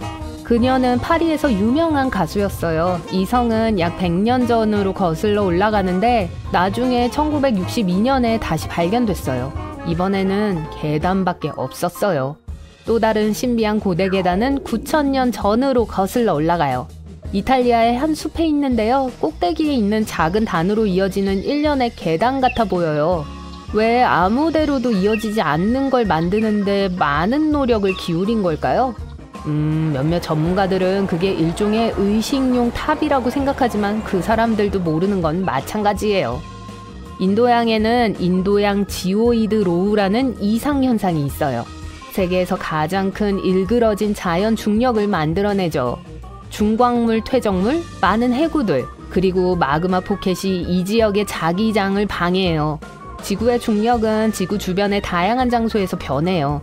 이걸로 연구원들은 패턴을 찾고 표면 아래에서 무슨 일이 일어나고 있는지 알아낼 수 있습니다. 더 높은 중력장은 일반적으로 아래에 밀도 높은 물질이 있는 걸 의미하며 반대도 마찬가지예요. 일부 과학자들은 이 이상현상이 지각으로 올라오려는 지구의 멘틀이 움푹 패인 곳일 수 있다고 믿고 있어요. 니하우 섬은 사실 오늘날의 발전의 결실을 거부해요. 현지인들은 도보나 자전거로만 다니기 때문에 차가 보이지 않아요. 주민들의 다리가 튼튼한 것도 당연해요. 그들은 수돗물, 인터넷 또는 상점 없이도 번창해요.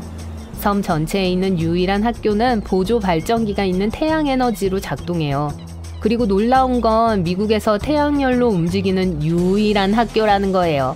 이 섬의 거주자로서 지역 주민들은 영주권자들이 준수해야 할 몇 가지 기본 규칙을 설명해 줍니다. 만약 이 규칙들을 어기면 쫓겨날 수 있어요. 이제 방콕에서 멀지 않은 태국 북동부에는 7,500만 년 된 암석층이 있습니다. 이 바위들은 고래 3마리가 함께 헤엄치고 있는 것처럼 보여요. 자연이 만든 이 아름다운 디자인은 3마리 고래 바위로 알려지게 됐어요. 수백만 년 전에 이 지역은 사막이었어요. 하지만 땅이 변했죠. 점차적으로 지각판의 움직임과 침식에 의해 사암이 산산조각 났어요. 그런 식으로 이 화려한 대형들이 만들어졌어요. 만약 3마리 고래 바위 주변의 산책로를 탐험하기로 결정했다면 그곳에서 폭포와 풍부한 동식물을 발견할 수 있을 거예요. 야말과 가이단 반도에 위치한 이 넓은 구덩이는 2014년에 발견되었습니다. 계속 변하고 진화하는 것 같아요. 구덩이는 점점 넓어지고 사람들은 더 자주 그곳을 찾아요. 물론 어떻게 나타났는지에 대한 이론은 많아요. 운석 충돌에서부터 다른 문명의 활동에 이르기까지 의견들은 많죠. 하지만 제일 일반적인 설명은 지구의 영구 동토층이 녹기 시작한 후 메탄가스가 물 분자에 반응하기 시작했다는 거예요. 이게 얼음을 통해 터지는 메탄 거품을 야기했을 거예요. 분화구들은 수천 년이 되었을 수도 있지만 확실히 아는 사람은 없습니다. 뉴멕시코주 타오스라는 작은 마을로 운전해 가고 있습니다. 지역 주민의 2%가 매일 이상한 윙윙거리는 소리를 들어요. 어떤 거주자들은 이 소리가 다른 은하계에서 온 손님들이 사용하는 기술과 어떤 연관이 있다고 믿고 있어요. 또 마을에 불길한 뭔가가 살고 있다는 이론도 있고요. 타오스는 저주받았다고들 하죠. 사악한 영혼이나 혼령이 조상들이 과거의 한 일로 사람들을 벌주고 있다고요. 과학자들은 아직도 이 소리의 본질을 설명할 수 없어요. 어떤 이론은 그 장소의 특이한 음향 때문에 발생한다고 하는 반면 다른 사람들은 윙윙거리는 소리는 환각이라고 해요. 어떤 사람들은 모두가 뭔가에 대해 이야기를 하고 마음이 실제로는 존재하지 않는 소리에 대한 환상을 만들어내서 그걸 듣는다고도 하고요. 이 소리가 모두에게 똑같지도 않아요. 어떤 사람들에겐 낮은 웅성거림이고 다른 사람들에겐 윙윙거리는 소리에 가까워요. 하지만 이상한 소리를 들을 수 있는 곳은 이곳만이 아니에요. 더 험이라고 불리는 소리는 전 세계 사람들이 들었다고 주장하고 있어요. 스코틀랜드의 작은 마을에 사는 몇몇 사람들은 그게 낮고 두꺼운 웅웅거리는 소리라고 묘사했습니다. 반면 플로리다의 일부 주민들도 비슷한 소리를 들었어요. 이 현상이 언제 나타났는지 정확히 알 수는 없지만 언론이 이 현상에 대해 처음으로 이야기하기 시작한 건 1970년대 영국에서였어요. 또 거의 200년은 거슬러 올라가는 신비한 윙윙거리는 소리에 대한 기록도 있어요. 일부 추정에 따르면 지구상의 약 2%의 사람들만이 웅웅거리는 소리를 들을 수 있다고 해요. 그 사람들의 귀가 저주파의 파동을 감지할 수 있거나 완전 다른 이유일 수도 있고요. 아마 흥얼거리는 사람이 노래의 가사를 모르기 때문에 웅웅거리는 소리를 듣는 걸 수도 있어요. 네, 이 농담도 200년짜리예요. 인도네시아의 한 화산은 밝은 푸른 용암을 내뿜고 파란색과 보라색 불꽃을 만들어내요. 이 현상은 화산이 세계에서 가장 높은 수준의 유황을 지니고 있기 때문에 발생해요. 또 악취로도 근처에 있다는 걸 알 수 있어요. 하지만 주제에 벗어난 이야기네요. 그리고 황산가스가 타는 듯한 뜨거운 공기와 상호작용하고 녹은 용암에 의해 불이 붙을 때 파랗게 변해요. 또 이 분화구 안에는 세계에서 가장 큰 산성호수가 있어요. 네, 냄새가 정말 심해요. 수중의 강과 호수가 염수연못이라고 불리는 데는 이유가 있어요. 높은 염분이 주변의 바닷물보다 그 안에 있는 물을 더 밀도 있게 만들어요. 그래서 강과 호수를 형성하면서 바닥으로 가라앉는 거예요. 이것에는 파도도 있어요. 이 파도들은 때때로 물가에 부딪힐 수 있습니다. 잠수함을 타고 그곳으로 내려가면 염수 연못 수면에 쉽게 떠다닐 거예요. 하지만 잠수함 없이 그런 호수에서 수영하는 건 너무 위험해요. 유독한 메탄과 황화수소를 너무 많이 함유하고 있거든요. 네, 전 이것도 패스할래요. 하지만 여러분은 하고 싶은 대로 하세요. 멕시코의 크리스탈 동굴은 세계에서 가장 독특한 결정 구조물의 본거지입니다. 동굴 안의 초희귀한 환경 덕분에 그곳의 결정체들은 믿을 수 없는 크기로 자라요. 공기가 엄청나게 습합니다. 물은 우유빛 거인들의 성장을 촉진시키는 수톤의 미네랄을 포함하고 있어요. 어떤 건 전봇대보다 더 길어요. 돌풍이 눈이 쌓인 지역을 가로질러 눈을 굴리기 시작할 때 원통형 눈 도넛이 생겨요. 마치 눈사람을 만들듯이요. 만약 그게 진짜라면 결국 바람이 움직이기엔 너무 무거워질 거예요. 하지만 눈 도넛의 중심은 비어 있어요. 도넛의 안쪽 층이 너무 얇고 도넛이 형성될 때 날아가기 때문이죠. 이것으로 눈덩이보다 더 가벼워져요. 그래서 더 굴러가기도 하는 거예요. 안타깝게도 눈 도넛이 나타나려면 아주 정확한 조건이 필요하기 때문에 보기 힘듭니다. 에티오피아의 다날키 한물지는 아마도 여러분이 볼 수 있는 가장 이상하게 생긴 곳 중 하나일 거예요. 네온빛 온천, 용암 웅덩이, 광활한 염전이 여기저기 흩어져 있어요. 여기서는 특히 조심해야 해요. 유독가스가 열수구 위로 소용돌이 치고 있거든요. 그리고 많은 웅덩이들이 산성이 강해요. 그러니까 수영하러 가지 마세요. 적어도 점심 식사 후 30분까지는요. 농담이에요. 그리고 마지막으로 1992년 바다에서 발견된 28,000마리의 고무 오리만큼 미스테리한 게 또 없어요. 홍콩에서 미국으로 목욕 장난감을 운반하던 배가 바다에서 길을 잃었을 때예요. 이 오리들 중 일부는 수십 년이 지난 후에도 여전히 바다에 떠 있어요. 남아메리카, 알래스카, 하와이, 그리고 심지어 호주에서도 목격됐어요. 그리고 갖고 놀면 목욕 시간이 즐겁죠. 고무오리. 바다나 대양에 뛰어들 용기가 날 만큼 수영에 자신이 있나요? 안타깝게도 수영이나 다이빙을 아무리 잘해도 피해야 할 장소가 몇 군데 있어요. 이러한 장소 중 일부엔 위험한 수중 바위, 강한 조류 및 조수가 있어요. 또 다른 곳은 괴물과 신비한 생물에 대한 전설로 유명하고요. 그럼 이제 수중 호러쇼로 들어가 볼까요? 스트리드라는 단어를 들어본 적이 있나요? 요크셔에서 사용되는 더 스트라이드라는 단어의 변형으로 워프강의 좁은 구간을 가리키는데 너무 작아서 뛰어넘을 수 있을 정도로 좁아요.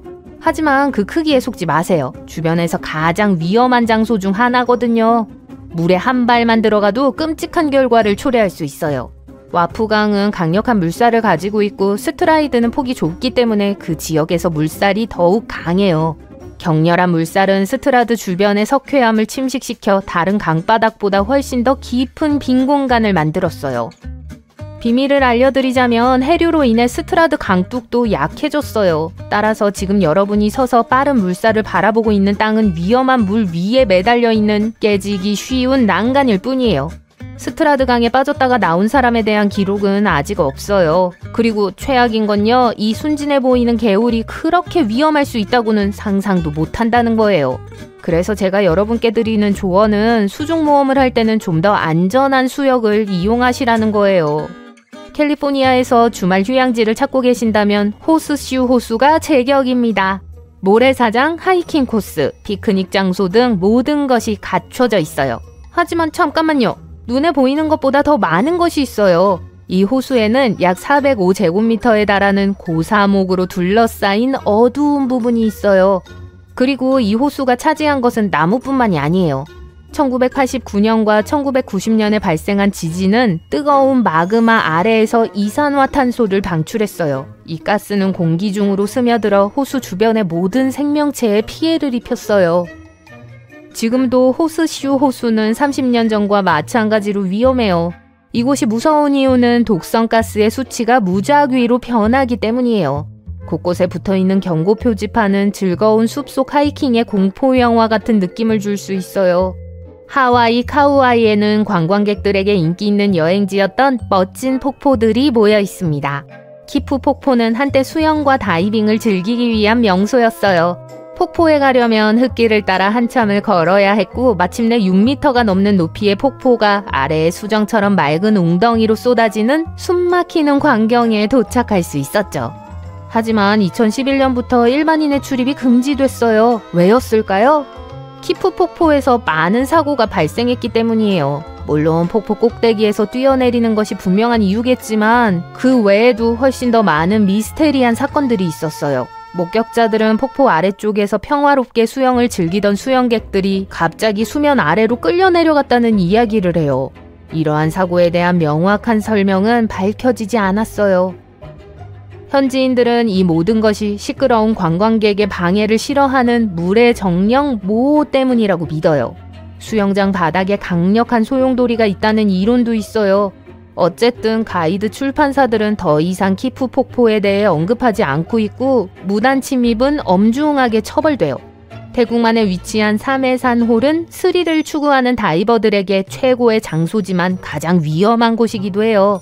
수심이 약 85m인 이곳은 이 지역에서 가장 깊은 다이빙 장소예요. 하지만 이곳을 피해야 할 장소로 간주하는 이유가 수심이 깊어서인 것만은 아니에요. 이 지역은 대형 유조선의 주요 운송 구역이에요. 구멍 주변의 강한 해류는 다이빙을 더욱 위험하게 만들죠. 그것도 모자라 사메산홀에는 의심하지 않는 다이버들을 쉽게 공격할 수 있는 치명적인 창꼬치들이 서식하고 있어요. 물이 너무 탁해서 시야가 거의 제로에 가깝기 때문에 이 공격적인 바다 생물을 발견하기가 어렵죠. 전체적으로 사메산홀은 숨막히게 아름답지만 매우 위험한 장소로 강철 같은 신경을 가진 숙련된 다이버들만 탐험해야 합니다. 세계 상어 공격의 수도인 뉴스미나 비치에 대해 알려드릴게요. 플로리다 볼루시아 카운티에서 편안한 휴양지를 찾고 계신다면 이 해변은 다시 생각해보시는 게 좋을 거예요. 뉴스미나 비치 주변 바다에는 물고기가 넘쳐나기 때문에 상어가 많이 모여들어요. 실제로 이 지역에서 상어 공격이 너무 많이 보고돼서 세계 상어 공격의 수도라는 별명을 얻기도 했어요. 과학자들조차도 이곳에 수영을 하러 가면 적어도 한 마리 이상의 상어를 가까이 볼 수 있다고 경고하고 있어요. 3m 정도의 거리인데 대부분의 경우 눈치채지 못할 수도 있어요. 설상가상으로 가장 위험하고 공격적인 상어 중 하나인 황소상어가 이 해역에서 발견됐습니다. 다시 한번 카우아이가 이목록에 올랐어요. 하나카피아이 비치라고 불리는 나팔리 해안의 해변은 지상의 천국처럼 보이지만 속지 마세요. 이곳에 가려면 가파른 바위가 많은 3.2km 정도의 트레일을 트레킹해야 해요. 이 외딴 해변에는 안전요원이 없기 때문에 물놀이를 하기로 결정하더라도 혼자서 해야 해요. 안전에 가장 큰 위협이 되는 건 엄청나게 강한 이안류예요. 해안을 보호할 수 있는 암초가 없기 때문에 이안류는 거의 항상 존재해요. 만약 누군가 이안류에 휩쓸리면 수 킬로미터를 헤엄쳐서 갈 수 있는 안전한 장소가 없어요. 가장 가까운 안전한 해변은 약 9.7km나 떨어져 있어요. 제 말을 믿으세요. 이 해변은 안전면에서 최고의 기록을 가지고 있지 않아요.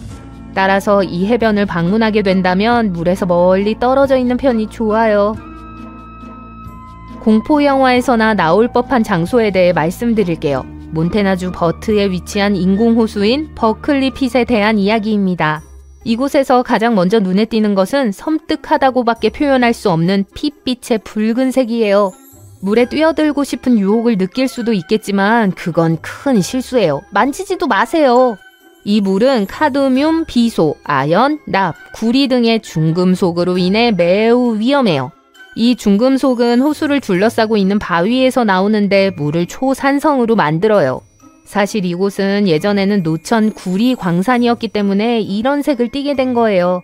조언을 드리자면 전염병을 피하듯 이곳을 피하라고 말하고 싶네요. 다음은 제가 지금까지 언급한 모든 곳 중에서 가장 위험할 수 있는 호수 3개입니다. 이 호수들은 모두 아프리카에 있어요. 카메룬의 모눈 호수와 뇨스 호수, 르완다의 키보 호수는 모두 언제 터질지도 모르는 타이머와 같아요. 이 호수들은 지하의 녹은 암석 웅덩이 위에 형성됐는데 때때로 이 녹은 암석이 메탄과 이산화탄소와 같은 독성가스를 물속으로 바로 방출해요. 이런 일이 발생하면 가스가 쌓이다가 갑자기 물 밖으로 터져나와 경로에 있는 모든 것을 쓸어버릴 수 있는 거대한 파도를 만들 수 있어요.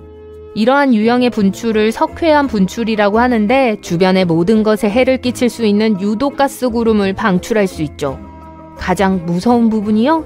이러한 폭발이 예고 없이 언제든 일어날 수 있다는 점이에요. 언제 사고가 일어날지 모르기 때문에 이러한 호수 근처에 있는 경우 경계를 늦추지 않는 것이 좋아요.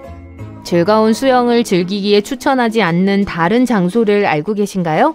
그 장소들을 아래 댓글로 공유해주세요.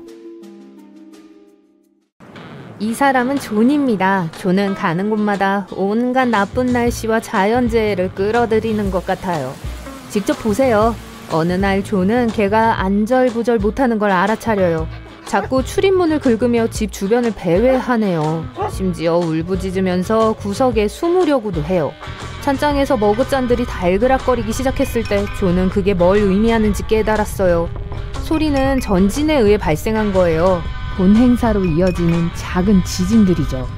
지진은 종종 무리를 이루어서 일어나요. 몇 번의 약한 지진 후에 훨씬 더 큰 지진이 올 거예요.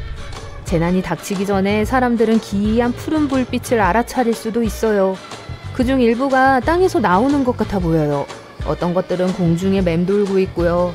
이것들은 지진 발광이에요. 땅이 흔들리기 며칠 또는 바로 몇 초 전에 나타날 수 있어요. 이제 존은 바닷가를 따라 걷고 있어요. 갑자기 바닷가에서 물이 빠져나가는 걸 봐요. 진짜 빠르게요. 이런. 존, 최대한 빨리 도망가서 높은 곳을 찾아봐요. 쓰나미가 오고 있어요. 그리고 당신의 목숨은 당신이 얼마나 빨리 반응하느냐에 달려있을지도 몰라요. 존이 해수면에서 기이하고 예상치 못한 상승을 발견한다면 그건 쓰나미가 다가오고 있다는 또 다른 징후가 될 수 있어요. 전체 경우의 40%가 이렇게 되죠. 들어오는 물은 첫 번째 쓰나미 파도예요. 두 번째는 훨씬 더 큰 걸로 약 10분 후에 올 거예요. 존은 또 바닷물이 끓고 소용돌이 치고 기이한 패턴을 만들어내고 있다는 걸 알 수 있어요. 이것도 쓰나미가 가까이 왔다는 또 다른 확실한 징조예요. 존은 태양에 이상한 점이 있다고 느껴요. 그의 특수한 엄청 어두운 선글라스를 통해 항성 윤곽 주변에 고르지 않은 불길이 있는 게 보여요. 만약 이 기이한 광선이 전 세계의 오로라와 동반된다면 이건 태양 폭풍의 징조예요. 이런 폭풍은 보통 태양의 자기장의 교란으로 인해 발생해요. 이런 경우 태양 표면에 있는 가스와 방사선의 폭발이 너무 거대하고 강력해져서 심지어 우리 행성에까지 닿을 수 있어요. 다행히도 태양 폭풍은 사실 사람들에게 그렇게 위험하진 않아요. 하지만 전기를 망가뜨리고 심지어 정전도 일으킬 수 있죠. 존 머리 위에 하늘이 어두워지고 불길한 초록색으로 변하고 있어요. 뭔가가 이마를 때려요. 아야! 존이 기분 나쁜 물건을 집어들어요. 우박이에요. 하지만 밖은 그렇게 춥지도 않고 비도 안 오고 있어요. 곧 무슨 소리가 들려요. 빠르게 다가오더니 요란한 굉음으로 변해요. 마치 화물열차가 존을 향해 오고 있는 것 같이 들려요. 하지만 이건 기차가 아니에요. 토네이도예요. 깔때기는 파편 구름 뒤에 있어서 보이지 않아요. 하지만 존은 이 회전하는 공기기둥을 다른 걸로 착각할 수가 없어요. 존, 지금 도로예요? 그렇다면 가능한 한 차에서 멀리 떨어져요. 빨리 도랑을 찾아서 그 안에 엎드려요. 그리고 머리를 덮어요. 집안이라고요? 그러면 창문에서 떨어지고 가능하면 지하로 숨어요. 그리고 제발 존, 원뿔 모양의 구름을 발견하면 진짜 조심하세요. 그건 심한 폭풍을 의미해요. 그리고 만약 그런 구름이 빙글빙글 돌기 시작한다면 바로 피난처를 찾으세요. 구름이 당신의 눈앞에서 토네이도로 변하고 있는 거예요. 밝은 면을 본다면 존은 따뜻한 원뿔 구름에 대해서만 걱정하면 돼요. 차가운 것들은 완전 무해예요. 유일한 문제는 보이는 구름의 온도를 알아내는 거예요. 이런... 보세요. 존이 이상한 모양의 나무들을 발견했어요. 문자 J 같아 보이고 경사면에서 자라고 있어요. 이건 존 발밑 집안이 불안정할 가능성이 높다는 뜻이에요. 만약 계속 돌아다닌다면 심각한 산사태를 일으킬 수 있어요. 네모 파도는 두 개의 다른 파도 패턴이 서로 충돌할 때 나타나요. 진짜 멋져 보이는 현상이죠. 존, 물에 들어가지 마세요. 해안에서 계속 지켜보세요. 그 지점의 교차 해류는 숙련된 수영선수도 수면 아래로 쉽게 끌어당길 수 있어요. 존은 해변을 따라 계속 걸어가요. 어느 순간 그는 바다의 잔해와 해초를 운반하고 거칠게 일렁이는 파도를 봐요. 이번에는 물 밖에 서요. 강한 이한류의 징후일 수 있다는 걸 알고 있어요. 수영선수를 멀리 바다로 떠내려가게 할 수 있을 정도죠. 공원 산책하는 건 어때요? 존이 이 아이디어를 좋아하네요. 태양은 빛나고 하늘은 매우 푸르고 아름다워요. 갑자기 빠르게 커지는 수직구름을 발견해요. 처음에는 밝은 흰색으로 보여요. 하지만 다가오면서 엄청나게 빠르게 밀도가 높아지고 칠흑 같아져요. 하늘이 어두워지고 있어요. 바람이 불어요. 그때 존은 머리카락이 곤두서고 있다는 걸 알아차려요. 벼락에 맞을 거라는 신호예요. 바로 이 순간 양전하가 몸을 통해 상승하고 있어요. 폭풍의 음전하를 띠고 있는 부분으로 향하고 있어요. 존이 빨리 반응하지 않으면 이 전하들은 만나게 될 거예요. 숨을 곳이 없어요. 그래서 존은 웅크리고 앉아 주변의 물체보다 자신을 작게 만들려고 해야 해요. 안 돼요, 존. 바닥에 눕지 마세요. 그곳은 축축할 수 있어서 엄청난 전기 전도체가 될 수 있어요. 번개가 치는 동안 위험을 외치는 다른 신호들도 있어요. 존의 손바닥에 땀이 나기 시작할 수도 있어요. 근처에 있는 금속 물체에서 이상하게 탁탁거리고 웅웅거리는 소리를 들을지도 몰라요. 피부가 따끔거릴 수 있어요. 입에서 이상한 금속 맛이 날 수도 있죠. 게다가 존은 염소 냄새를 맡을 가능성이 있어요. 그게 오존의 냄새예요.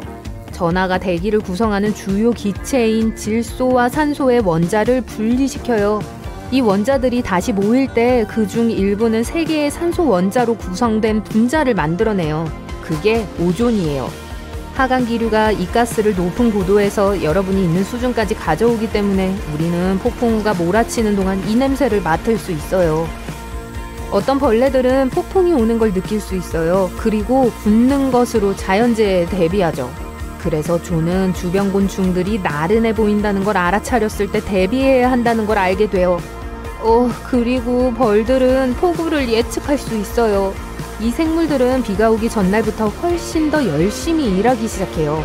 폭우가 내리는 동안 강 옆을 걷고 있을 때 존은 굉음을 들어요.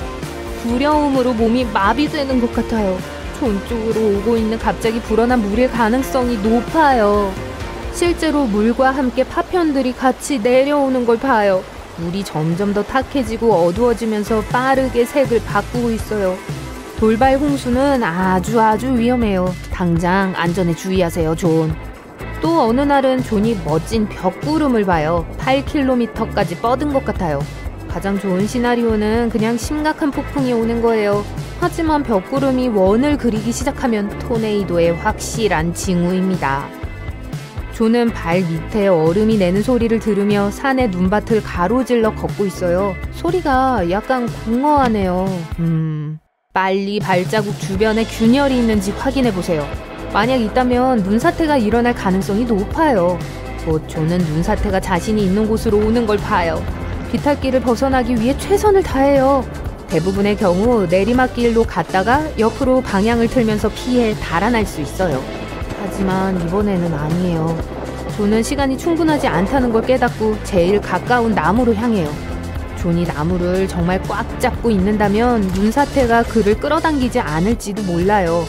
하지만 이게 효과가 없다면 눈사태가 여전히 움직이고 있는 동안 눈 표면 위로 헤엄치려고 해야 해요. 꽤 좋은 여름 저녁, 존은 부드러운 줄기를 가진 나뭇잎들이 갑자기 아래로 처지는 걸 보게 돼요. 다가오는 폭풍 때문일 수 있어요.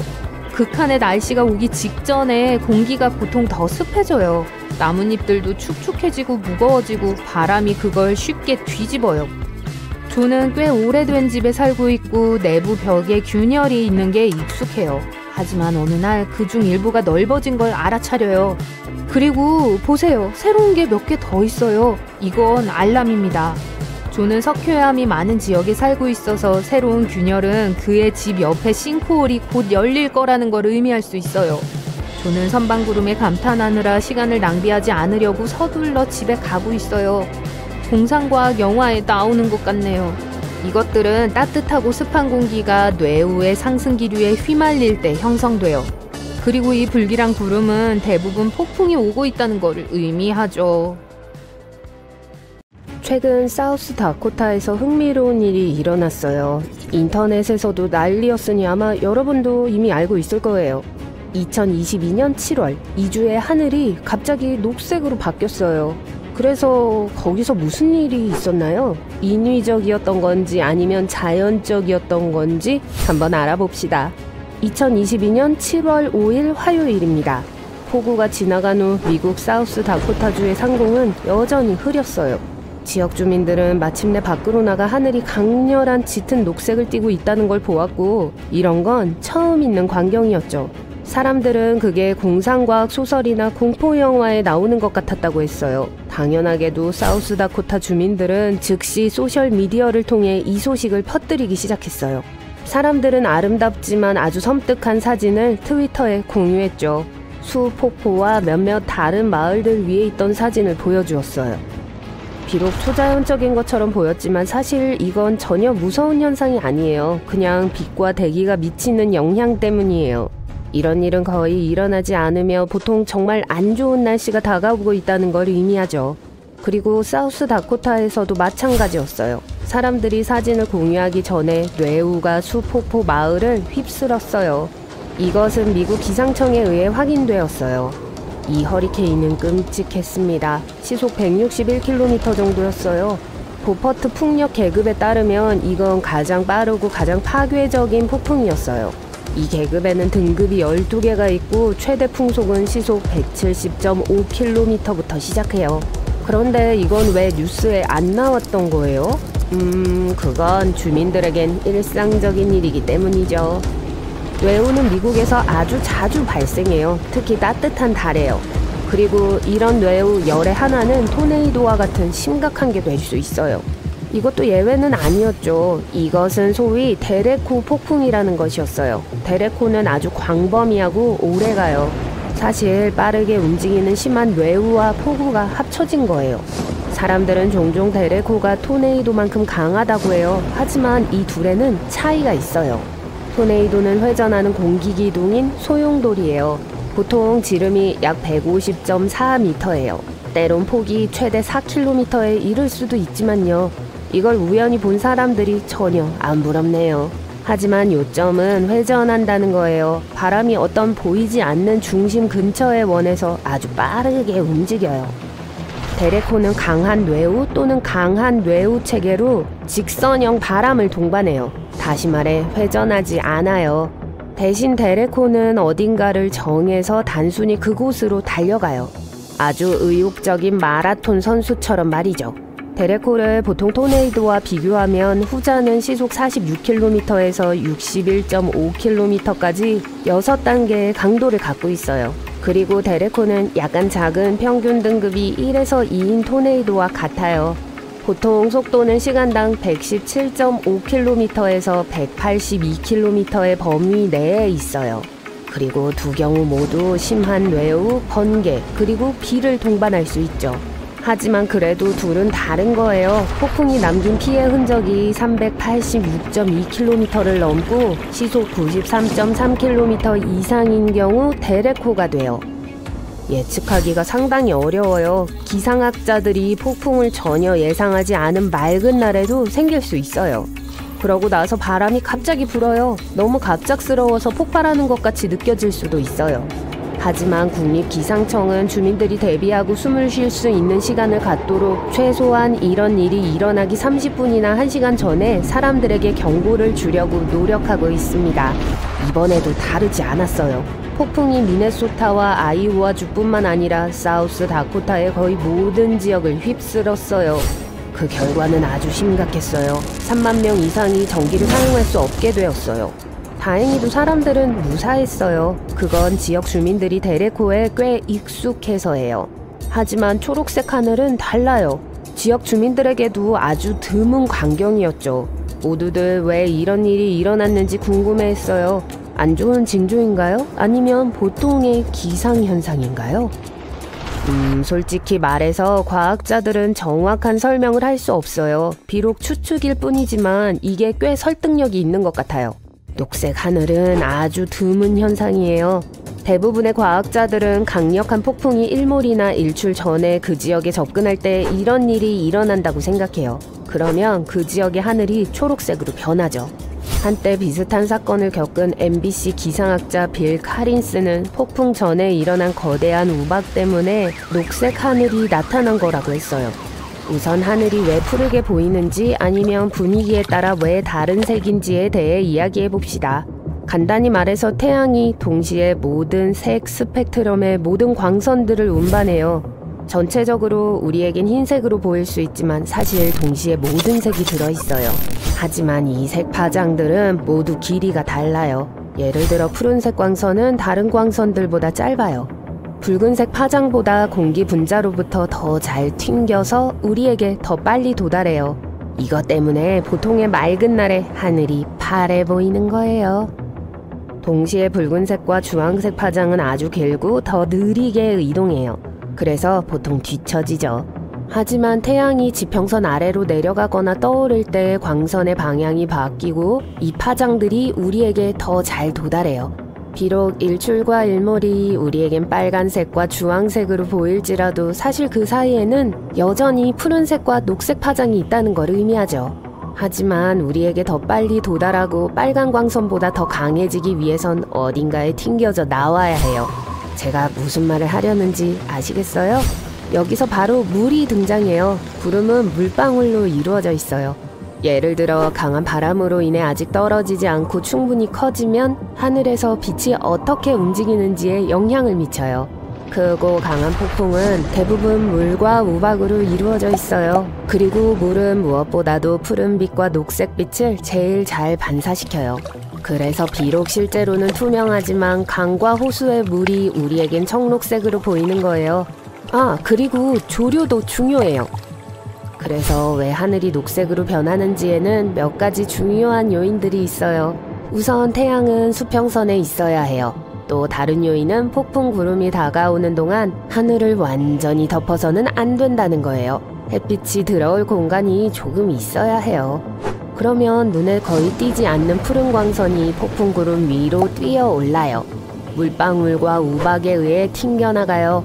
붉은 노을과 섞이면서 밝은 녹색빛으로 변해요. 그리고 이 녹색빛이 하늘 전체로 퍼져요. 그래서 하늘이 녹색으로 변하는 대부분의 경우 사람들이 저녁에만 이걸 볼 수 있는 거예요. 네, 한낮에 일어날 수도 있어요. 하지만 조건이 이미 상당히 명확해서 낮에 그런 걸 보는 건 훨씬 더 드물 거예요.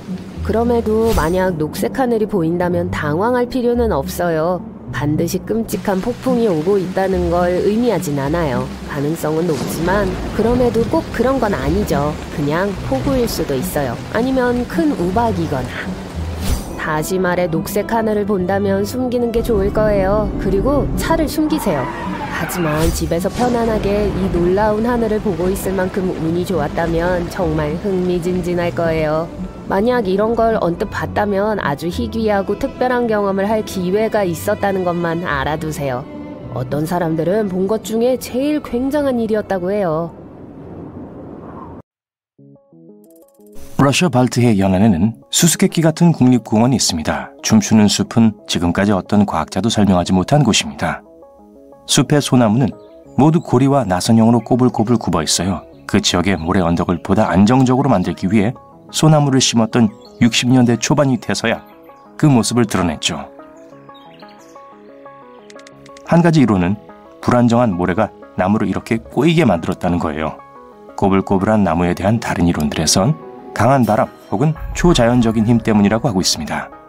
어떤 사람은 숲에서 긍정적인 에너지와 부정적인 에너지가 만나면서 나무를 꼬이게 만든 거라고 하네요.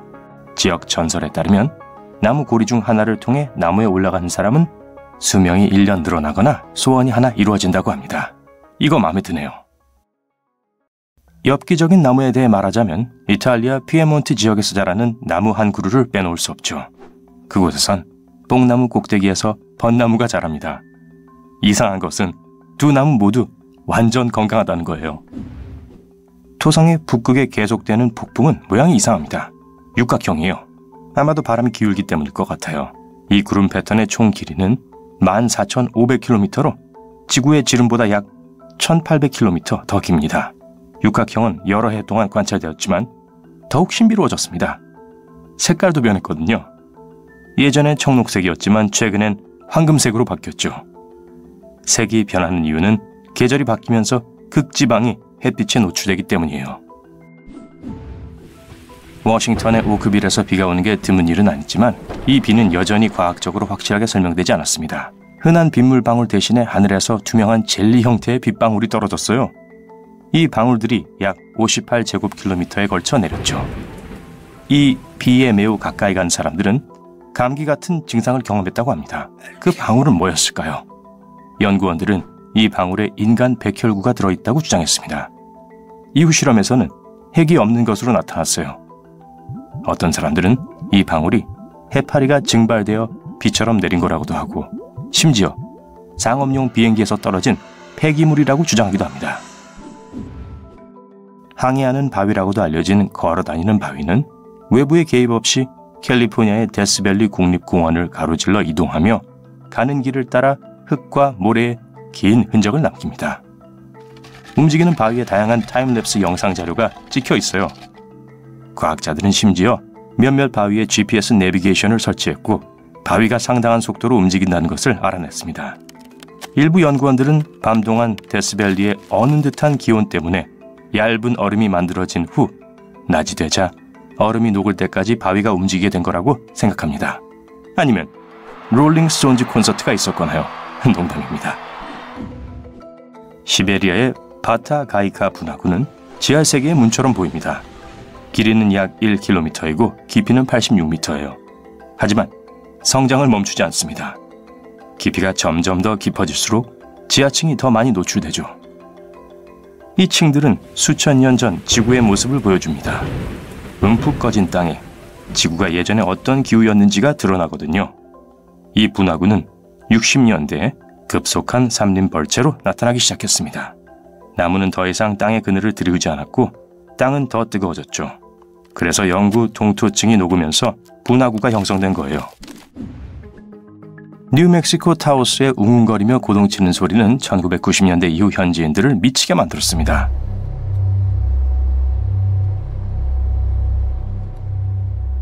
낮은 파장의 웅웅거림은 수면을 방해하고 에너지를 고갈시키죠. 과학자들은 소리의 근원을 찾으려고 노력했지만 여전히 그 원인을 정확히 찾아내지 못했습니다. 영국, 호주, 캐나다, 그리고 미국의 다른 지역에서도 다양한 종류의 웅웅거림이 들려요. 다행히도 세계 인구의 약 2%만이 그 소리를 들을 수 있습니다. 이 웅웅거리는 소리는 기계장치, 청각체계의 여러 가지 장애, 그리고 심지어 동물의 탓으로 여겨지기도 했는데요. 예를 들어 웨스트 시애틀은 웅웅거림을 두꺼비 물고기 탓으로 돌렸습니다. 요정의 고리 혹은 정령의 고리 또는 픽시 고리라고도 알려진 현상은 초원과 숲이 우거진 지역에 나타나는 신비한 버섯 고리입니다. 버섯이 거의 완벽한 원형으로 자라는 이유에 관한 많은 논쟁이 있었어요. 어떤 미신은 요정이 춤을 춰서 땅을 태워서 버섯이 빠르게 자라게 한다고 주장하죠. 코스타리카에는 약 300개의 구형의 돌덩이가 있습니다. 현지인들은 그걸 라스볼라스라고 부르는데 단순히 공이란 뜻이에요. 이 돌은 거의 완벽하게 둥근 모양을 하고 있죠. 그들 중 일부는 무게가 각각 16톤까지 나갈 정도로 거대하죠. 이 돌덩이들은 또 각각 다른 재료로 만들어졌습니다. 반려암, 석회암, 그리고 사암으로요. 추장의 집 앞에 일직선으로 배치한 것으로 보고 있지만 정확한 기원은 모릅니다. 어떤 신화에서는 이 돌들이 아틀란티스에서 유래했다고 주장하죠. 만약 여러분이 10월 말에 메콩강을 여행한다면 물에서 솟아오르는 빛나는 공을 볼 기회가 있을 거예요. 현지인들은 이 빛나는 공을 나가의 불덩이라고 부릅니다. 빛의 크기는 다양해요. 불그스름한 공은 불꽃처럼 작은 것부터 농구공만큼 큰 것도 있습니다. 하루에 수십에서 수천 개의 공을 볼 수 있어요. 과학자들은 왜 이런 일이 일어나는지에 대해 확실한 설명을 전혀 하지 못하지만 습지 환경에 의해 방출되는 가연성 가스 때문일 수도 있다고 생각하고 있습니다. 몇몇 미신을 믿는 현지인들은 메콩에 사는 거대한 뱀 때문이라고 확신하고요. 대단한 불덩이에요. 미네소타에 있는 슈페리어 호수 북쪽 해안에는 악마의 주전자로 알려진 공원이 있습니다. 악마의 주전자는 둘로 갈라지는 폭포인데요. 강의 한 부분은 계속 이어지는 반면 다른 한 부분은 땅속 구멍으로 사라집니다.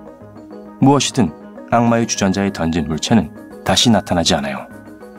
과학자들은 아직도 구멍으로 떨어지는 물이 어디로 가는지 완전히 설명하지 못합니다. 악마의 주전자는 물의 흐름을 추적하는 게 거의 불가능하기 때문에 사람에게 위험합니다. 네, 튜브 타고 놀 곳은 아니라는 얘기죠. 그루니어는 기괴한 짝짓기 의식으로 유명한 물고기입니다. 암컷은 물 밖으로 나와 해안으로 올라가죠. 그리고 알을 낳기 위해 꼬리로 모래 속을 파고듭니다. 알은 모래 속에 숨어 기다리고 있고요. 열흘이 지나 만조가 찾아오면 바다가 새로 부화한 새끼들을 씻어냅니다. 과학자들은 여전히 왜 이런 방법으로 번식하는지에 대한 어떤 확실한 설명도 내놓지 못하고 있어요. 헤스달렌 계곡 너머의 노르웨이 시골에 사는 사람들은 종종 흰색과 노란색과 빨간 빛이 하늘을 가로지르는 것을 볼 수 있습니다. 이 불빛은 낮과 밤 모두에 나타나고 80년대엔 한 주에 15에서 20번 발견된 적도 있어요. 헤스달렌의 빛은 몇 초간만 나타나기도 하지만 때때로 1시간 이상 지속되기도 합니다. 불빛은 공중에 떠다니거나 심지어 이리저리 흔들리는 것처럼 보이기도 해요.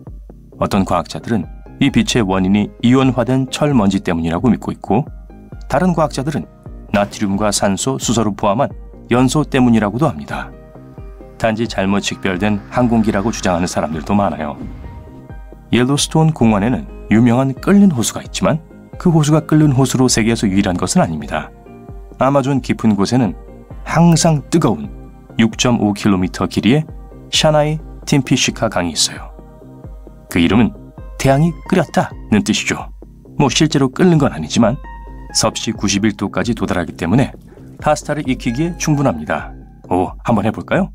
이 강의 최저 온도는 45도입니다. 이런 현상을 여전히 과학적으로 설명할 수 없어요. 왜냐하면 물이 이런 온도까지 데워지려면 화산과 거리가 가까워야 하는데 가장 가까운 화산이 640km나 떨어져 있거든요. 하지만 이 현상을 설명할 수 있는 결함이 지구 아래에 있을 수도 있죠. 서부 베네수엘라로 가볼까요? 카타툼보 강 근처에 사는 현지인들은 번개를 두려워하지 않습니다. 거의 매일 밤 보니까요. 7시경에 시작해서 새벽까지 멈추지 않습니다.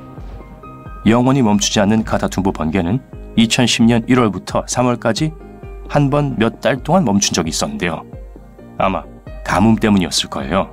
아니면 전기가 다 떨어졌거나요. 1991년에 한 과학자가 이 지역에서 냉기류와 온기류가 만나기 때문에 이런 현상이 일어난다는 의견을 내놓았습니다. 또 다른 이론은 기반함에 우라늄이 있기 때문에 번개가 치는 것일 수 있다는 거예요. 번개 얘기가 나왔으니 전 번개처럼 가야겠어요. 안녕히 계세요.